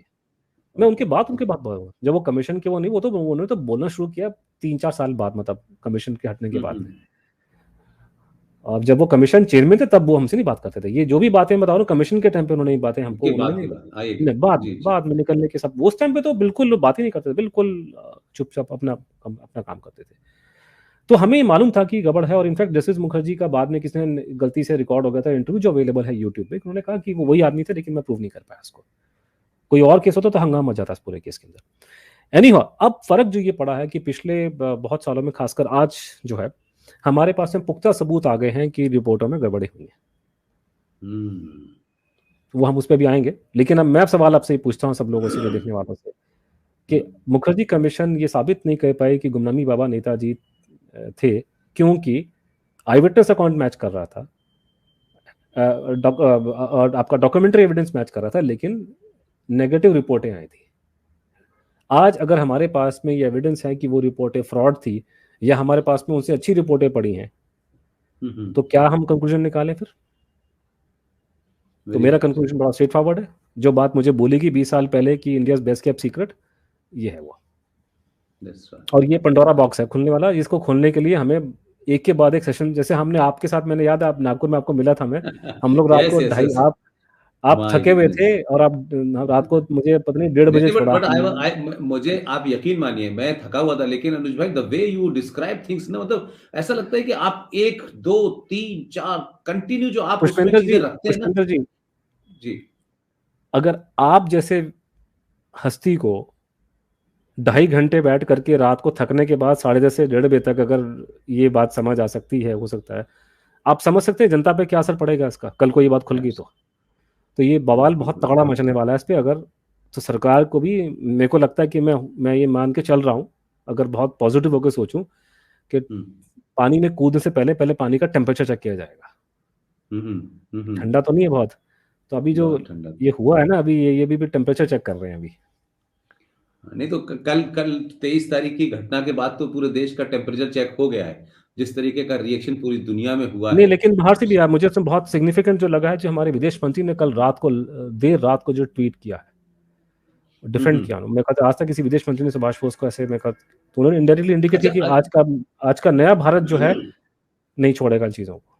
बहुत नहीं, लेकिन उसमें सिग्निफिकेंट, एक बहुत। बात और भी है, एक बात और है कि इस फॉरेन मिनिस्टर के बारे में ये नहीं कह सकते कि ये कोई पॉलिटिकल ड्रिवन स्टेटमेंट है। ही इज ए नहीं नहीं, very is a erudite top मतलब पर्सन। यस यस यस, इसलिए मैंने कहा कि उनकी बात का, और उनके पिताजी जिस बिल्कुल बैकग्राउंड में रहे हैं, तो वो फैमिली का एक अलग ही लेगेसी है, और उनकी बिल्कुल, बात का दूसरा लेगेसी है मतलब है। उनके। पिताजी जो थे एक्सपर्ट थे, उनके छोटे भाई लीडिंग हिस्टोरियन है अमेरिका में, उनके दोनों बच्चे अमेरिका वही में बैठे मैंने हैं। कहा कि तो ही इज अवेयर इसलिए ऑफ द सिर्फ वेस्टर्न सेंसिबिलिटीज। इज क्योंकि कल बहुत लोगों ने बकवास करी है, कुछ अंग्रेजों ने, वो व्हाइट चमड़ी वालों ने, कि साहब वो सुभाष बोस जो थे हिटलर के साथ में थे, वो किसी दिन हम पूरा डिस्कशन करेंगे, वो अलग टॉपिक है। वो हिटलर तो ये के कहानी, साथ थे तो क्या, जी अलग बात हाँ, है, दैट्स अभी राइट, अभी जी एक जी। जो बड़ा, जैसे मैं उसमें बहुत छोटा सा चीज है समझाने के लिए, जैसे फॉर एग्जांपल जब उसी मुखर्जी कमीशन की रिपोर्ट में मेंशन था कि सरकार जो है हमारी मदद नहीं कर रही है। इनफैक्ट उन्होंने कंक्लूजन किया कि सरकार हमारे रास्ते में रोड अटका रही है। थोड़ी फोटो जस्टिस मुखर्जी की भी थी कि सरकार जब रोड अटका रही है तुम्हारे रास्ते में, तो तुम्हारी उनकी लैबों की रिपोर्ट तुमने कैसे नहीं मानी, लेकिन वो उनके हाथ बंधे हुए थे। लेकिन अब हमको अब खुल के सोचना पड़ेगा क्योंकि बहुत समय निकल चुका है। जब for example let us take for example the handwriting experts opinion, जब भी कोई एक्सपर्ट हैंडराइटिंग का अपनी रिपोर्ट देता है, तो खासकर ऐसे इंपॉर्टेंट केस में हम उम्मीद करते हैं कि आप कुछ उस पर लिखें कि क्यों ये हैंडराइटिंग मैच कर रही है, क्यों नहीं मैच कर रही है। एक हमारे डॉक्टर एस के मंडल जी, जिन्होंने एफएसएल कैलकाटा रिपोर्ट दी थी, कि रिपोर्ट तो 2 पन्ने की रिपोर्ट थी। पहले पन्ने में अपना नाम लिखा, लैब का नाम लिखा, और सेकंड पन्ने में लिख दिया कि साहब ये हैंडराइटिंग मैच नहीं कर रही है। तो ये रिपोर्ट है जी हैंडराइटिंग की, जिसको आज बड़े एक्सपर्ट जो हैं बता रहे हैं कि बड़ी तगड़ी रिपोर्ट दी थी इसने। अरे उसमें लिखा क्या, मुझे देखो। उसके काउंटर में मैं आपको एक रिपोर्ट दिखा रहा हूँ, ऐसे तो 3 है। कि मैं 2015 में 16 में दूसरी बार अमेरिका गया था मैं, तो मैंने वहाँ अपने मित्रों ने मुझे बोला कि हम कैसे मदद करें आपकी, आपको डीएनए करवाना है करके। मैंने को दिखाया डीएनए, मेरे सैंपल हमारे हाथ में नहीं है, तो डीएनए कैसे करवाएं टेस्ट, सैंपल हमारे हाथ में नहीं है। लोगों ने मुझे बोला, मेरे हाथ में ना रंकोजी टेम्पल का अस्थि है, ना मेरे पास में इसका दांत पड़ा हुआ है, तो मैं वो सैंपल नहीं, और मेरे पास कोई गुमनामी पावा कोई मेरे पास में वो नहीं है। हैंडराइटिंग, मैंने कहा हैंडराइटिंग हमारे पास पड़ी है उनकी अंग्रेजी में, तो वो उसका हम टेस्ट करवा सकते हैं। तो उसने कहा ठीक है टेस्ट करवाते हैं यहाँ पे। मैंने कहा कोई यहाँ का टॉप एक्सपर्ट मुझे इंडिपेंडेंट अमेरिकन ढूंढ के दीजिए मुझे, और हम उसे कुछ नहीं बताएंगे। तो मेरे 2 मित्र वहाँ पे, अभिषेक बोस हैं वो, और दोनों अमेरिकन पासपोर्ट अमेरिकन हैं, वो इंडियन ओरिजिन के लेकिन अमेरिका का पासपोर्ट होल्ड करते हैं वो लोग। तो वो अभिषेक है मैरीलैंड के अंदर वो, और फिर Deepak Nizama ji. Deepak Nizama ji unfortunately died last year because of cancer. तो दीपक निजावन जी ने बोला कि उन्होंने दोनों ने ढूंढ ढांड के ये 5-6 नाम शॉर्ट लिस्ट किए। उसमें से हम लोगों ने कर्ट बैकट, एक बड़े जाने माने बड़े पुराने एक्सपर्ट हैं और बहुत एक्सपीरियंस है अमेरिकन आर्मी से लेकर के और बहुत कोर्ट कचहरी का, ही फिट द बिल, और उनको उनको किया। और हम पिक्चर में नहीं थे, दीपक जी उनके पास में गए, उनसे बात, उनको सैंपल दिए, उनको ये नहीं बताया कि इसके बारे में, ना सुभाष बोस का नाम ना किसी बाबा का नाम। उनको बोला स्पेसिमेन ए स्पेसिमेन बी, ये हैंडराइटिंग क्या ये दोनों मैच कर रही कि नहीं मैच कर रही, पानी खत्म। उसने हमको 49 पन्ने की रिपोर्ट दी, डिटेल में रिपोर्ट दी कि साहब ये आदमी है, ये मैच कर रहा है 100%, मैं किसी कोर्ट में जाने को तैयार हूँ। दोनों के एग्जांपल दिखा दिए। उसके बाद हमारी आईबीएन से सीएनएन आईबीएन में पूरा डिबेट हुआ, उस पर कर्ट साहब को बुलाया, सुबह 6 बजे जाग गए अमेरिकन टाइम पे, वो आके खुल्लम खुल्ला बाइट दिया उन्होंने। और हमने उसी प्रोग्राम में जब हुआ था तो हम लोगों ने, मैंने बताया कि मंडल साहब हैं कलकत्ता में, रिटायर हो गए, अब तो डायरेक्टर बन गए थे उस लैब के। तो मैंने कहा उनको आप बुलाइए और उनको बोलो तुम्हारा बाप आ रहा है रात को अमेरिका से, तुम्हें सिखाते हैं हैंडराइटिंग टेस्ट कैसे किए जाते हैं, तुम जो 2-2 पन्ने की रिपोर्टें दे रहे हो, आओ जरा टीवी पे और दिखाओ, तुम्हारी मैदान में आ जाओ बेटा। वो भाग गया, नहीं आया। तो ये सिर्फ यही, मैं अगर डेटा आपके पास रखूं तो क्या जनता क्या इसका कंक्लूजन निकालेगी? 49 पन्ने की एक अमेरिकन एक्सपर्ट जिसको कुछ लेना देना सुभाष बोस से नहीं है, उसकी डिटेल्ड रिपोर्ट जिसको वो कोर्ट में डिफेंड करने को तैयार है, आप उसको मानेंगे? ये 2 पन्ने की रिपोर्ट को मानेंगे जिसमें कुछ रीजन नहीं दे रखा? तो ये लोग मतलब फॉरेंसिक के नाम पे नौटंकी ये लोग कर रहे हैं उन्होंने बैठ करके उन्होंने। दूसरा प्रॉब्लम आता है, लोग कहते हैं नहीं नहीं नहीं, जब मैंने बोला, इनफैक्ट मैं अपने बख्शी साहब से मैं बहुत बहस करता हूँ प्राइवेटली, उनसे मजाक में, मुझे बड़ा आदर बड़ा प्यार देते हैं, लेकिन मैं बोलता, मैंने कहा सर आप लिख तो देते हो डीएनए की बात में, पर आप ये नहीं लिखते कि हमने काउंटर किया डीएनए का बड़ा जबरदस्त। वो बात तो लिखिए ना, आप वो क्यों नहीं बताते कि हम डीएनए काउंटर करके बैठे? आप लिखिए, आप बोलिए मेरा काउंटर गलत है। साहब डीएनए का बड़ा जबरदस्त चीज है सर। दुनिया में ऐसा क्या होता है कि आप टेस्टिंग आज करते हैं और उसकी रिपोर्ट कल आती है, कल परसों तरसों, पुराने जमाने में आती थी 3-4 महीनों के बाद में या 2 वीक के। आजकल टेक्नोलॉजी बहुत फास्ट होगी, तो आप चाहें तो बहुत टॉप सीक्रेट लैब में आप कुछ घंटों में रिपोर्ट निकाल सकते हैं। लेकिन कायदा कानून यही है, मतलब कि आप टेस्ट अभी करेंगे, रिपोर्ट बाद में आएगी।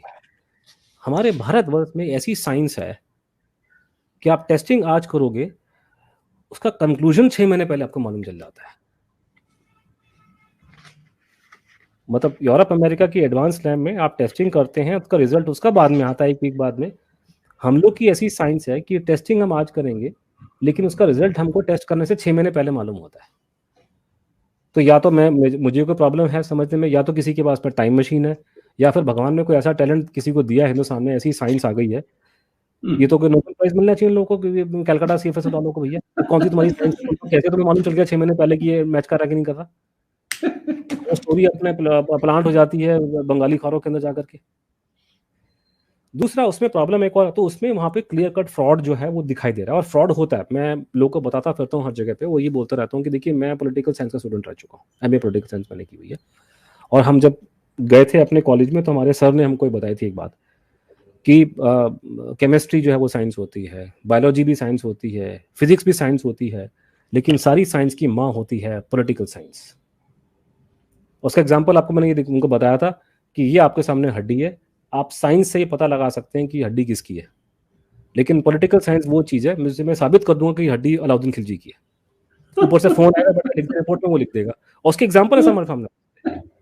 इस देश में गूगल सर्च कीजिए, हनुमान जी का आधार कार्ड बना दिया बताइए पैसे खा के लोगों ने। Can you imagine? Aadhaar card बनाने में आपको पूरा बायोमेट्रिक्स करना पड़ता है। जैसे आप एम्बेसी में जाते हैं ना, या किसी का वीजा लेना होता है आपको, तो पूरा बायोमेट्रिक्स करना पड़ता है। आप उसको, तो उसमें हनुमान जी का आधार कार्ड बना दिया लोगों ने। बराक ओबामा का ड्राइविंग लाइसेंस किसी ने निकाल दिया। मैंने कहा ये है कमाल पॉलिटिकल साइंस का। आप साइंस तो बहुत छोटी चीज है हमारे सामने, तो वो साबित कुछ भी कर देंगे। दूसरा ये कि क्लियर कट एविडेंस निकल के आ रहे हैं।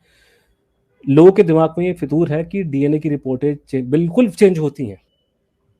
भारत में बहुत रिपोर्ट है, मैं आपको एग्जांपल, मतलब हमारे में तो है क्लियर कट। जैसे फॉर एग्जांपल आज गूगल सर्च कीजिए, हमारे पास गूगल, हम लोग नेट पे देख रहे बातों कर रहे हैं, क्योंकि हमारे पत्रकार बंधु गूगल सर्च नहीं करते, मेरे को लगता है। गूगल सर्च कीजिए, आज से 2-3 साल पहले 19 की बात है, दिल्ली हाई कोर्ट में, सर दिल्ली की बात कर रहा हूँ, दिल्ली हाई कोर्ट में ने ऑर्डर दिया सीबीआई को कि दिल्ली की एफएसएल लैब पे इंक्वायरी करो, ये लोग पैसे खा के रिपोर्टें चेंज करते हैं डीएनए की।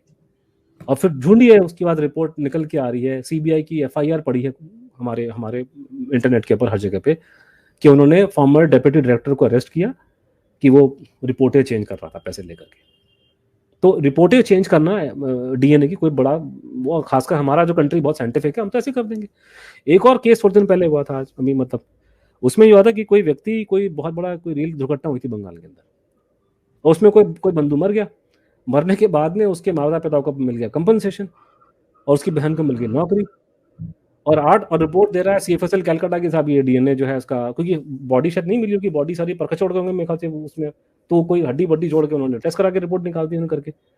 और बंदा मर गया, माँ बाप को पेंशन, वो पैसे मिल रहे हैं, और बहन को नौकरी मिल गई। और 15 साल बाद पता कि बाबूजी बैठ करके जिसकी मौत डिक्लेयर की, वो फेसबुक में बैठ के अपने अपडेट कर रहा था बैठ करके। सारे मीडिया में खबर है, आप गूगल सर्च कीजिए। ये दिमाग में ये लोग कहते हैं ना कि वो आप गुमनामी बाबा को सुभाष बोस कैसे बोल सकते हो, वो तो डीएनए की रिपोर्ट मैच नहीं की थी, जनरल बख्शी भी लिखने लग रही है। और मैंने कहा सर कौन सी दुनिया में रहते हो, ये भैया बड़ा साइंटिफिकली बड़ा एडवांस कंट्री है, पैसे खा के रिपोर्टें चेंज कर देते हैं लोग, और यहाँ हमारे पास सबूत है। अच्छा, हमने वो डीएनए की रिपोर्टों को, खासकर ये हिंदी वाली किताब में हमने मेंशन किया और भी किया, उन रिपोर्टों को हमने जाने माने एक्सपर्ट्स को दिखाया, और वो टीवी में आकर के बयान दिया अपना लंबा चौड़ा, अपने लोगों ने, इंक्लूडिंग ऑस्ट्रेलिया के एक्सपर्ट हैं एड्रियन, उन्होंने, कि ये रिपोर्टें जो हैं गलत है। पूरा एक्सप्लेनेशन दिया पूरा उठा करके। ज्ञानेश्वर चौबे जी बीएचयू के जाने माने एक्सपर्ट है डीएनए के भारत के अंदर। अभी ज्ञानेश्वर चौबे ने आके डिटेल में हमको 3 पन्ने की कमेंट्री लिख करके दिया उन्होंने, क्यों ये रिपोर्ट ठीक नहीं है।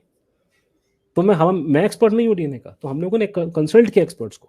और सर एक बात और भी होती है, क्योंकि केसेस इतने कंट्रोवर्शियल, इतने खतरनाक है कि हर एक एक्सपर्ट अपना नाम उसमें नहीं डालना चाहता डर के मारे, तो और भी हैं एक्सपर्ट।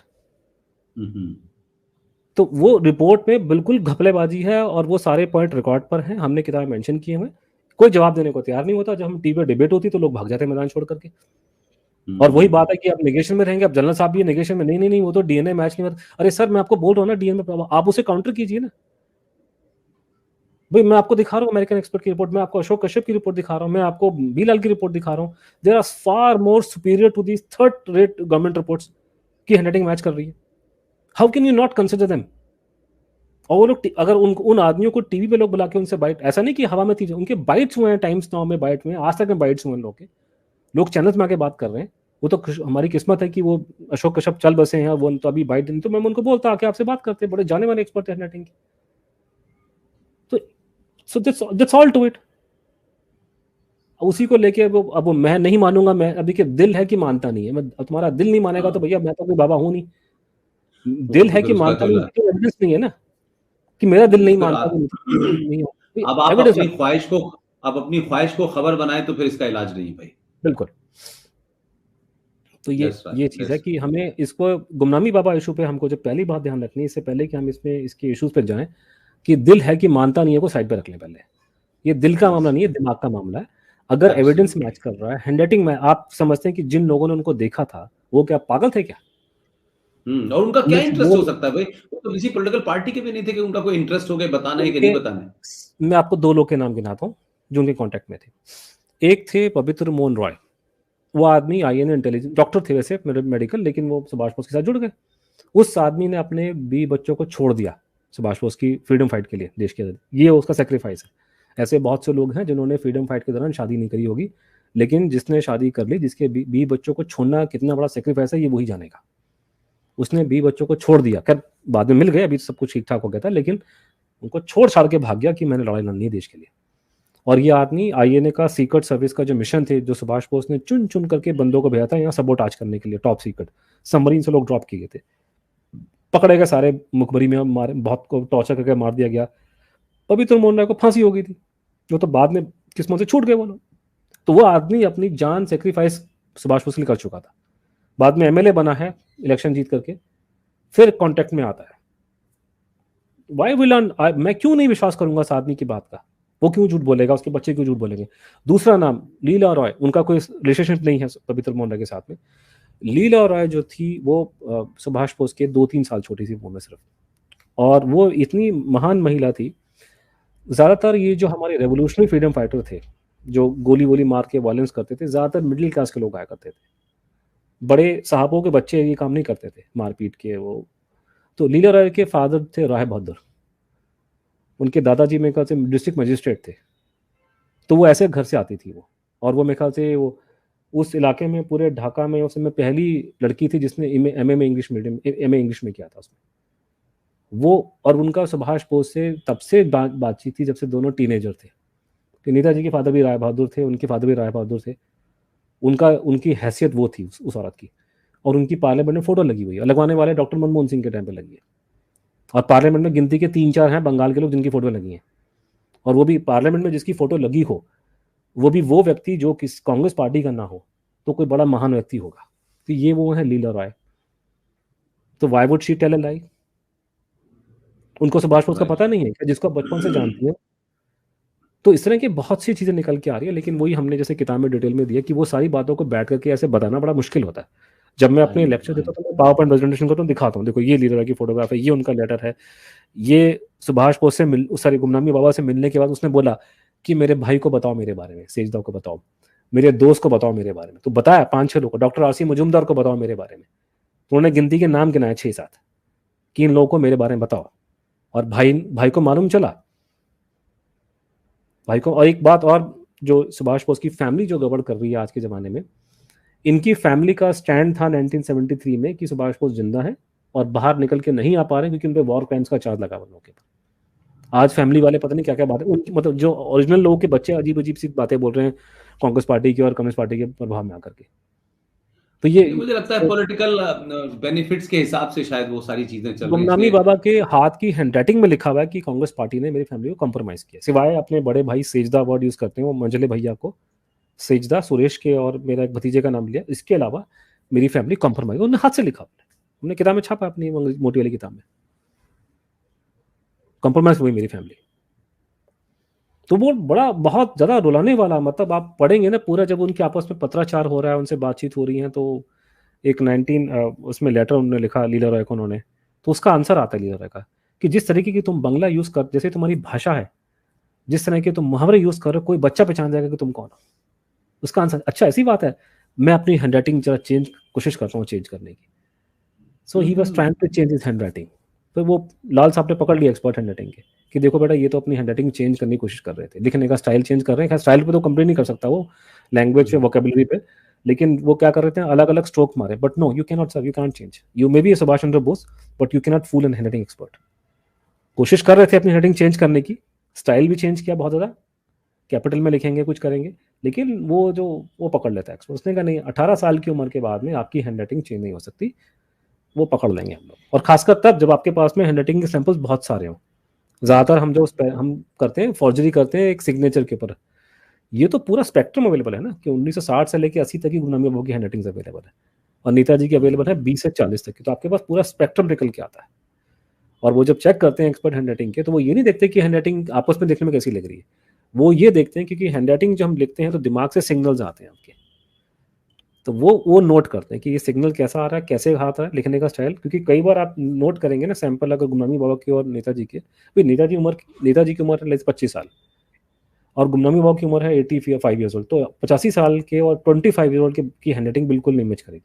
कई जगह हाथ भी हिलता है उनका. हाँ, हैंडराइटिंग बहुत सुंदर थी, लेकिन वो एक्सपर्ट पकड़ लेता है कि हिल भी रही है, लेकिन ये आदमी वही है, सिर्फ बुढ़ापे में उसका हाथ हिल रहा है. So it's pure science. These are very fantastic reports. I mean, इन पे पूरी डिस्कशन होनी चाहिए. अभी तो हम लोग चीज़ों फंसे हैं छोटी मोटी पे. तो ये मतलब बहुत मजेदार इशू है. मैं लोगों से ये विनती करूँ कि कम से कम आप एक बार आप देख लो. अगर आपको लगता है कि हाँ इसमें एविडेंस नहीं है, ये सब चीज़ें, तो फिर आप छोड़ दीजिए. हाँ, लेकिन ये सवाल आप मुझसे अभी मत पूछो कि साहब क्यों निकल के नहीं आया, क्योंकि ये बड़ा बवाल वाला इशू है. ये समझने के लिए पहले आपको बेसिक 10 मंजिल की बिल्डिंग है, आपको पहले पहली मंजिल पे आना पड़ेगा. आप पहले देखिए कि नेताजी गुमनामी बाबा हो सकते हैं कि नहीं हो सकते हैं, क्या उसका कोई सबूत है कि नहीं है, और अगर सबूत है तो कितना पुख्ता है. हाँ, एक बार आप कंफर्म हो जाते हैं, क्योंकि उसके बाद जो बातें हैं क्यों बाहर नहीं आया, वो ज्यादातर मौखिक हैं कि मेरा निकलना देश हित में नहीं है, हमारी कंट्री में सैंक्शन लग जाएंगे, देश बहुत गरीब है, लोग मेरी वजह से निर्दोष मारे जाएंगे, मेरे को हैंड ओवर करने के लिए हमारे पे प्रेशर पड़ेगा फॉरेन की पावर्स का. यहाँ मैं एक बात आपको बोलना चाहता हूँ, मतलब आपको पता है लेकिन सुनने वालों के लिए, हम जब छोटे थे बचपन में, हम लोग ये सुनते आए थे और ये बातें बहुत रिपोर्ट होती थी कि हमारा ये जो ट्रांसफर ऑफ पावर हुआ है, ये बड़ा इसमें कोई झोल है बड़ा जबरदस्त, और कहा जाता था इसमें कोई सीक्रेट क्लॉजेस थी इसमें कोई, और एक सीक्रेट क्लॉज कोई थी कि सुभाष चंद्र बोस को ये लोग उसके हवाले कर देंगे. ये बार बार कहा जाता है, राइट. ये बात बोला जाता है पब्लिक के लोगों ने कमीशन के सामने कुल्लम कुल्ला गवाही दी है कि हैंडओवर करने का इन्होंने सीक्रेट पैक्ट किया था. पुष्पेंद्र जी, ये बात सुन के लोगों के होश उड़ने चाहिए कि 2015 में ये ऑफिशियली कंफर्म हो गया है कि सीक्रेट क्लॉजेस थी. इसका मतलब ये कि 1947 से लेकर के 2015 तक ये जो शांति दूत हमारा जो गवर्नमेंट चलाते हैं, जिन्होंने ठेका लिया हुआ दुनिया में शांति और हिंसा फैलाने का, इनमें से किसी व्यक्ति ने इस बात को नहीं बताया कि हमारा उनसे सीक्रेट अंडरस्टैंडिंग था. 15 में लंदन में कुछ फाइलें निकली, वो मेरे हाथे चढ़ गई, और मैंने उसके बाद उसको टाइम्स ऑफ इंडिया में सब में छपाया. ये कोई मतलब I don't deal with tabloids. वहां पे ब्रिटिश मिलिट्री जो उनकी MI5 ने, उसने ऑफिशियल हिस्ट्री लिखवाई अपनी.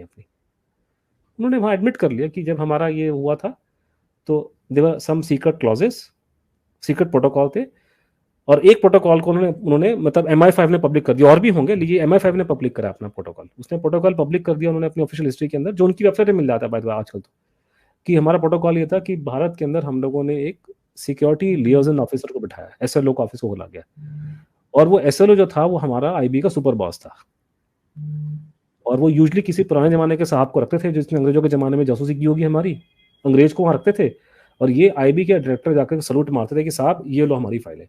और ये सिक्योरिटी लियाजन ऑफिसर का कुछ ऑफिस था, 1968 तक भारत में रहा. किसी को कानो कान खबर नहीं हुई कि हमारी IB जो है रिपोर्ट कर रही है लंदन को इंडिपेंडेंस के बाद में, और ये बैठ के बड़ी बड़ी डींगे मार रहे थे लाल किले से, ये कर देंगे वो कर देंगे. शर्म नहीं आती सुन करके ये कि देश का IB जाके रिपोर्ट कर रहा है ब्रिटिश गवर्नमेंट को. और ये बात हम नहीं बता रही, ये ब्रिटिश गवर्नमेंट की फाइलें बोल रही हैं.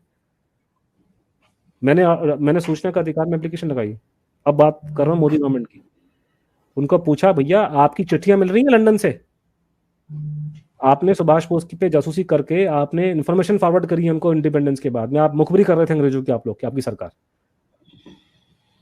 आपके पास भी कागज होंगे, निकालिए बाहर. तो आंसर आ रहा है कि IB जो है किसी वो सूचना के अधिकार में नहीं आती है, भागो. तो वो तो मैं तो कुछ और नहीं कर सकता, वो तो देंगे नहीं इन्फॉर्मेशन. तो मैं आपको बताना चाहता हूँ कि सीक्रेट क्लॉजेस थे, ये अब साबित हो चुका है।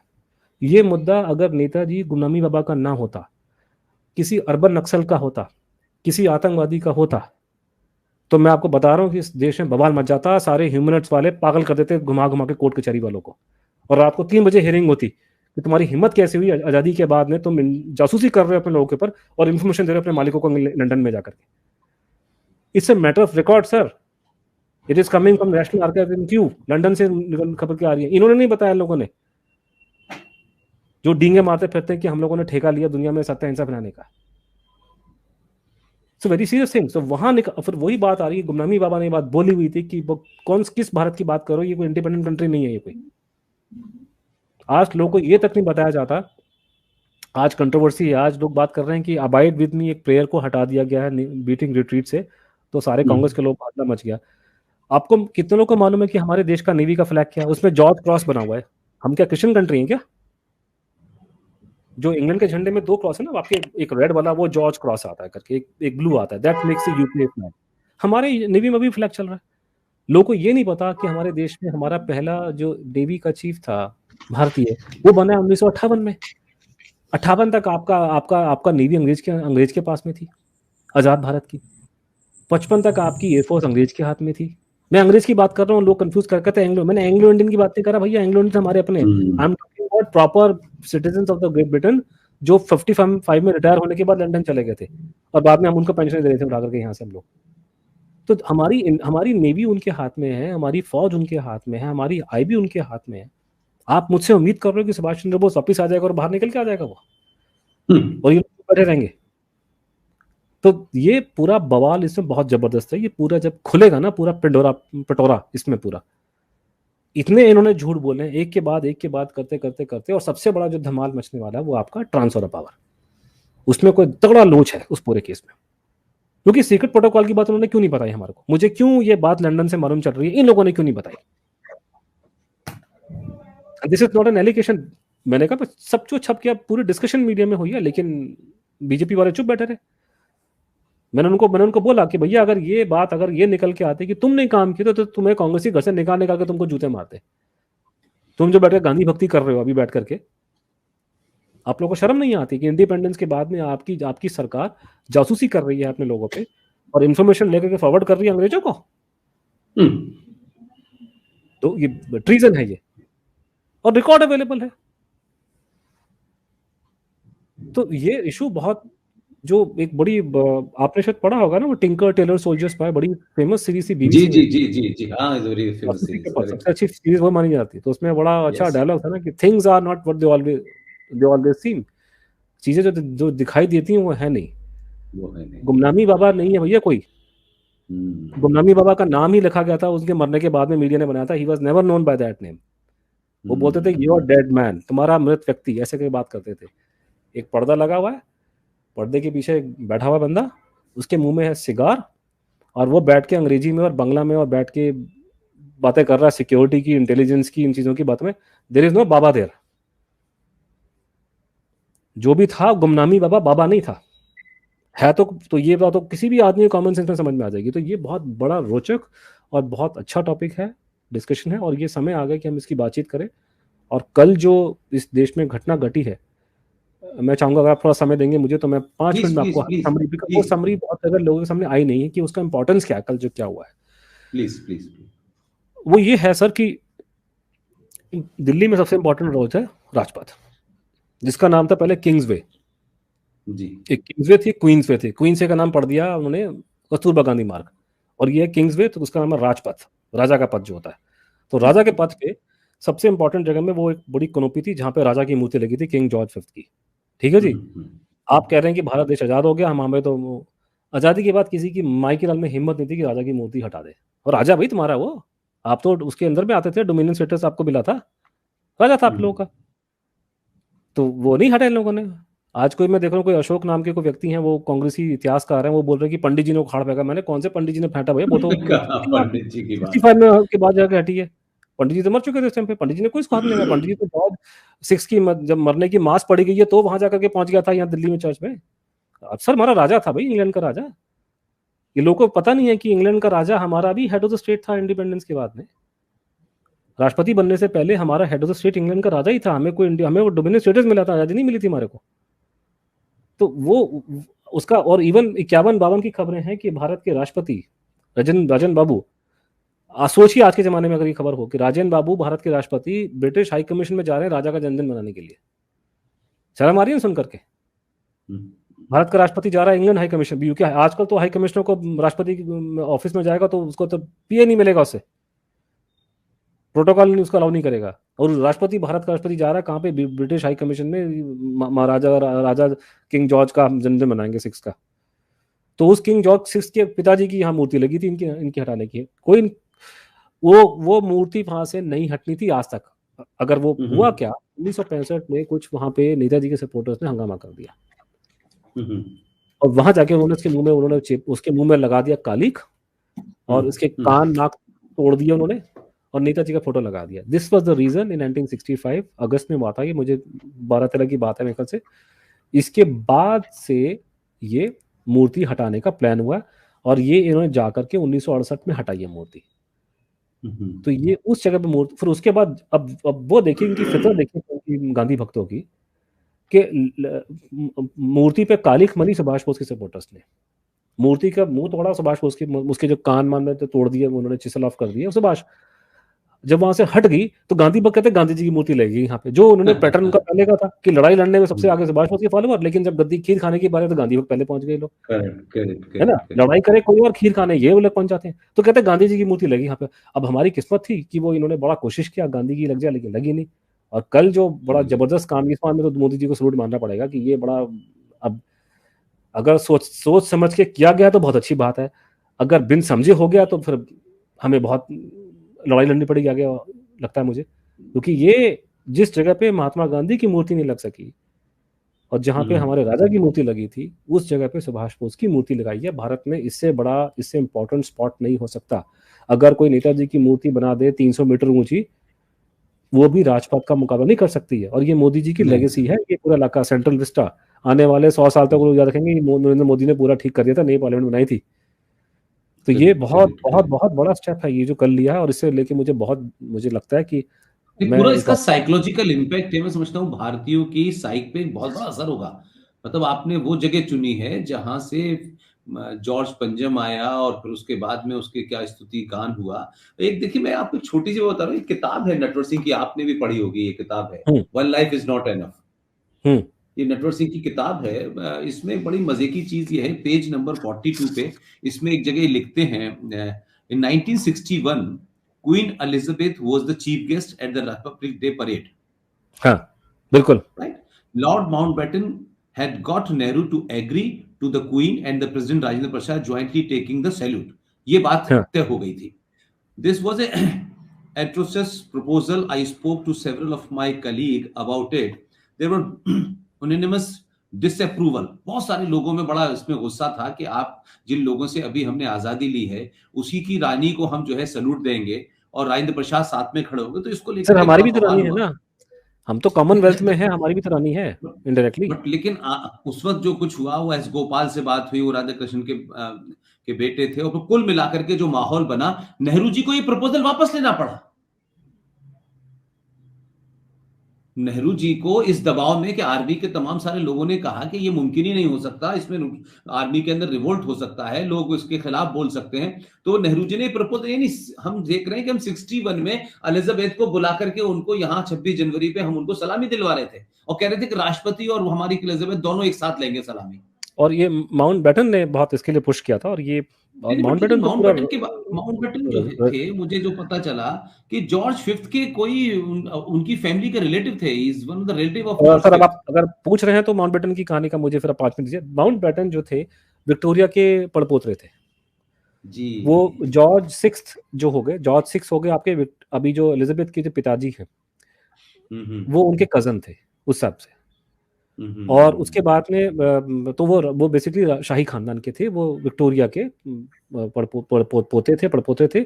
और किंग जॉर्ज 6 जो हमारा राजा था, जॉर्ज 5 का लड़का, जॉर्ज 5 की मूर्ति यहाँ लगी थी। जॉर्ज 6 का जो मतलब ये था, ये उनके कजन थे। और बाद में उन्हीं के सगे भतीजे से एलिजाबेथ की शादी हुई है। मतलब आपके मेरे हमारा जो नॉर्मली हम लोग जो हिंदुओं में करते हैं वो हिसाब से उनकी शादी, they are distant cousins actually, Elizabeth okay. और फिलिप्स जो अब चले गए, क्योंकि माउंटबेटन जो थे उनके फादर के कजन थे, वो तो ये सेकंड थर्ड कजन में आते हैं। माउंटबेटन की स्थिति वो है शाही परिवार में जो फादर इन लॉ की होती है, क्योंकि फिलिप किंग जो प्रिंस फिलिप थे उनके पिताजी नहीं रहे थे। तो जो एलिजाबेथ का जो नजरिया है उनको देखने का लॉर्ड माउंटबेटन को, वो एक फादर इन लॉ की तरह से उनकी वो हैसियत थी। और अभी जब क्वीन एलिजाबेथ चली जाएंगी तो उनके बाद चाहे उनका सुपुत्र या उनका पोता जब बनेगा इंग्लैंड राजा, तो अभी तक चलता है हाउस ऑफ विंस्टर, वहाँ पे विंस्टर का शाही खानदान चलता है।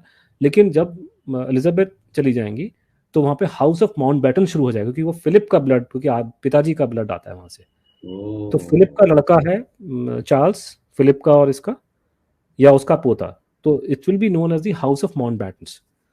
और लॉर्ड माउंटबेटन जो थे वो साउथ ईस्ट एशिया के अंदर हमारे सुप्रीम कमांडर जो एलाइड फोर्सेस के थे। तो आप ये कह सकते हैं कि सुभाष बोस और जापानियों को जो हराया गया था उसके खिलाफ में जो कमांड के हेड थे वो लॉर्ड माउंटबेटन थे। और माउंटबेटन ने ही वो आज़ाद हिंद का जो आपने जो आज मैसेज कन्वे किया आप सिंगापुर से वहाँ पे, कि जो उन्होंने युद्ध स्मारक बनवाया था उसको बम डाल के उड़ा दिया था।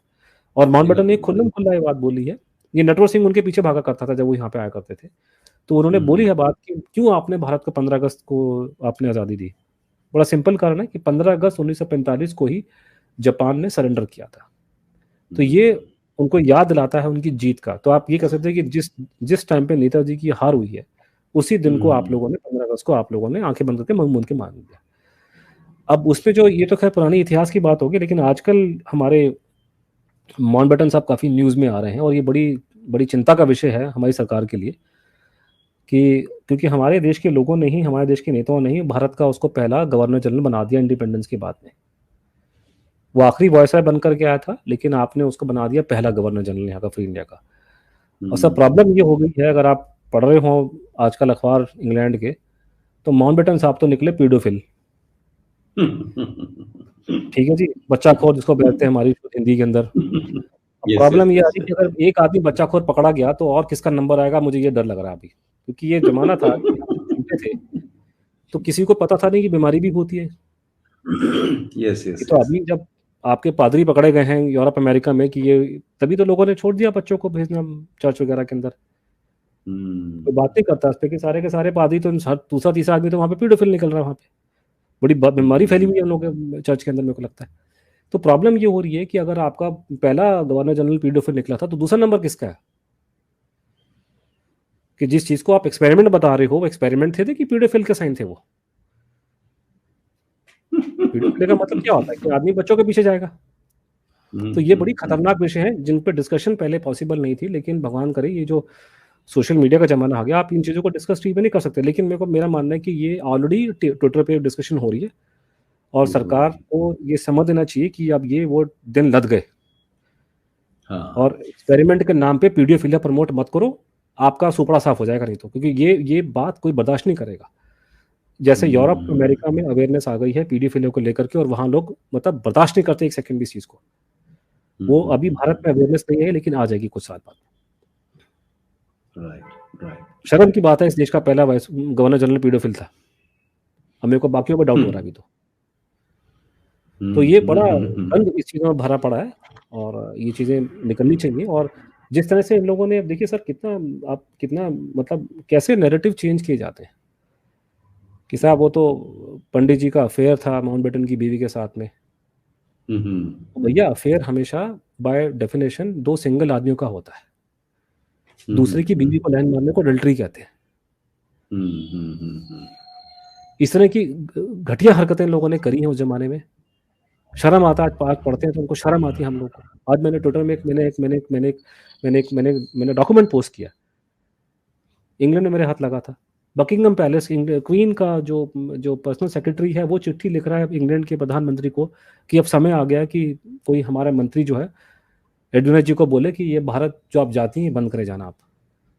कितनी शर्म की बात है, भारत देश का प्रधानमंत्री बैठ के दूसरे देश की औरतों के साथ अफेयर कर रहा है बैठ करके। सर शर्म आती है हम लोगों को। मुझे अभी किसी लेडी ने कंप्लेन करी मेरे को चिट्ठी, मेरे को इंटरनेट के ऊपर, उसने कहा मेरा लड़का पढ़ता है वहाँ पे लंदन के अंदर, उसके पाकिस्तानी दोस्त उसको चिढ़ा रहे हैं कि क्या तुम्हारा फादर नेशन तो पीडीफिल कर रहा था। शर्म आती है, हमारा शर्म से झुक जाता है हमारा पब्लिक में।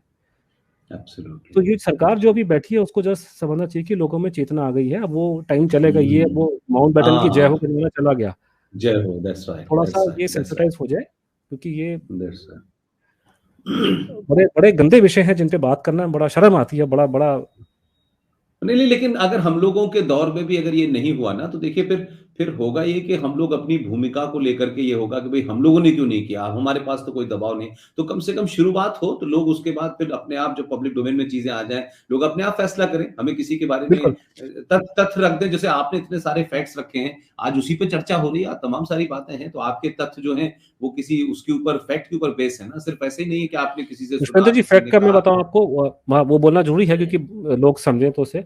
2085 में जब ये गुमनामी बाबा की डेथ होती है तो बवाल मच जाता है वहाँ पे, क्योंकि उनके साथ के लोग कहते हैं वो सुभाष बोस थे, पहले हमको मना किया था और हम बोले नहीं, हम बोल रहे हैं।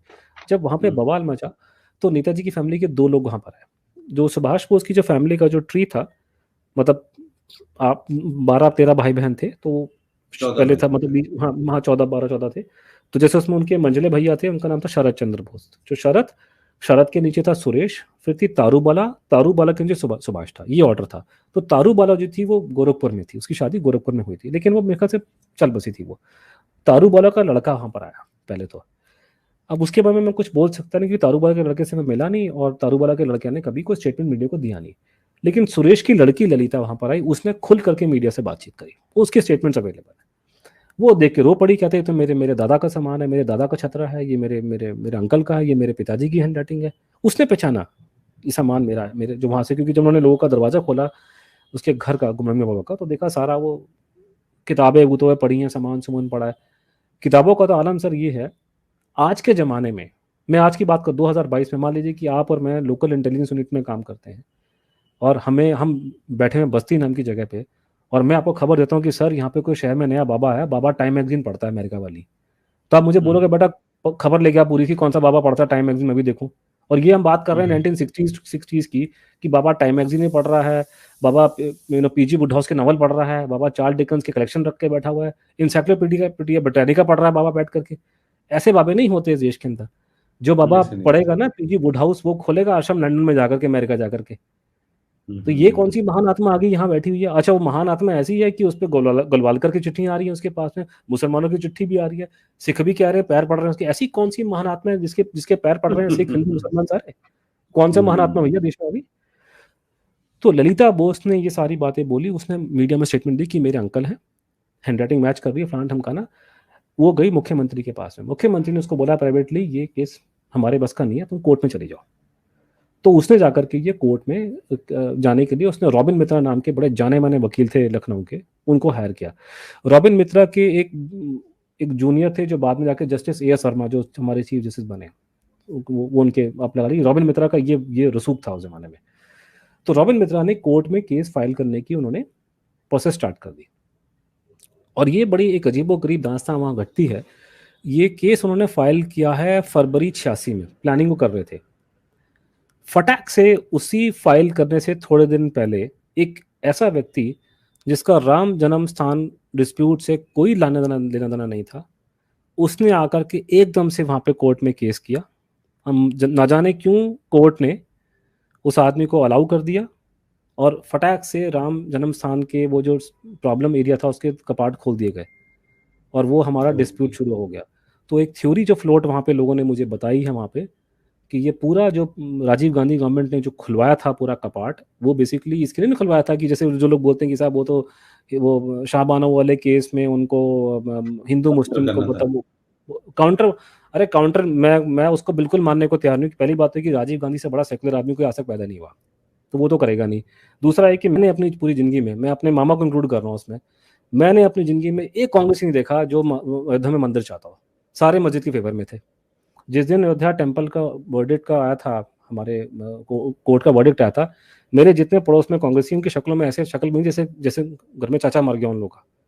ये लोग कहाँ से मंदिर बनाएंगे वहाँ पे? तो ये कुछ गड़बड़ तो है इसमें। एनी हाउ, वो कोर्ट में केस चला गया, और कोर्ट में जब केस किया, छूटते ही कोर्ट ने ऑर्डर दिया कि सारा सामान सील करके रखो। तो सारा सामान उनका बच गया, सील हो गया, सारा रख दिया। और बाद में एक और केस होता है, बाद में 2013 में हाई कोर्ट का ऑर्डर आता है इस पे, और हाई कोर्ट के ऑर्डर में जो कुछ लिखा वो अलग बात है, लेकिन मेरा उन्होंने बकायदा नाम लिख करके, मैं कोर्ट की स्टेटमेंट की बात नहीं कर रहा, उस कोर्ट के ऑर्डर में पूरा एक सेक्शन लिखा है, उसमें मेरे बता के मेरी तारीफ की गई और बोला कि ये आदमी जो बात बोल रहा है वो रीजनेबल है, वो ठीक है, और सरकार क्यों उस पर जवाब नहीं देती है।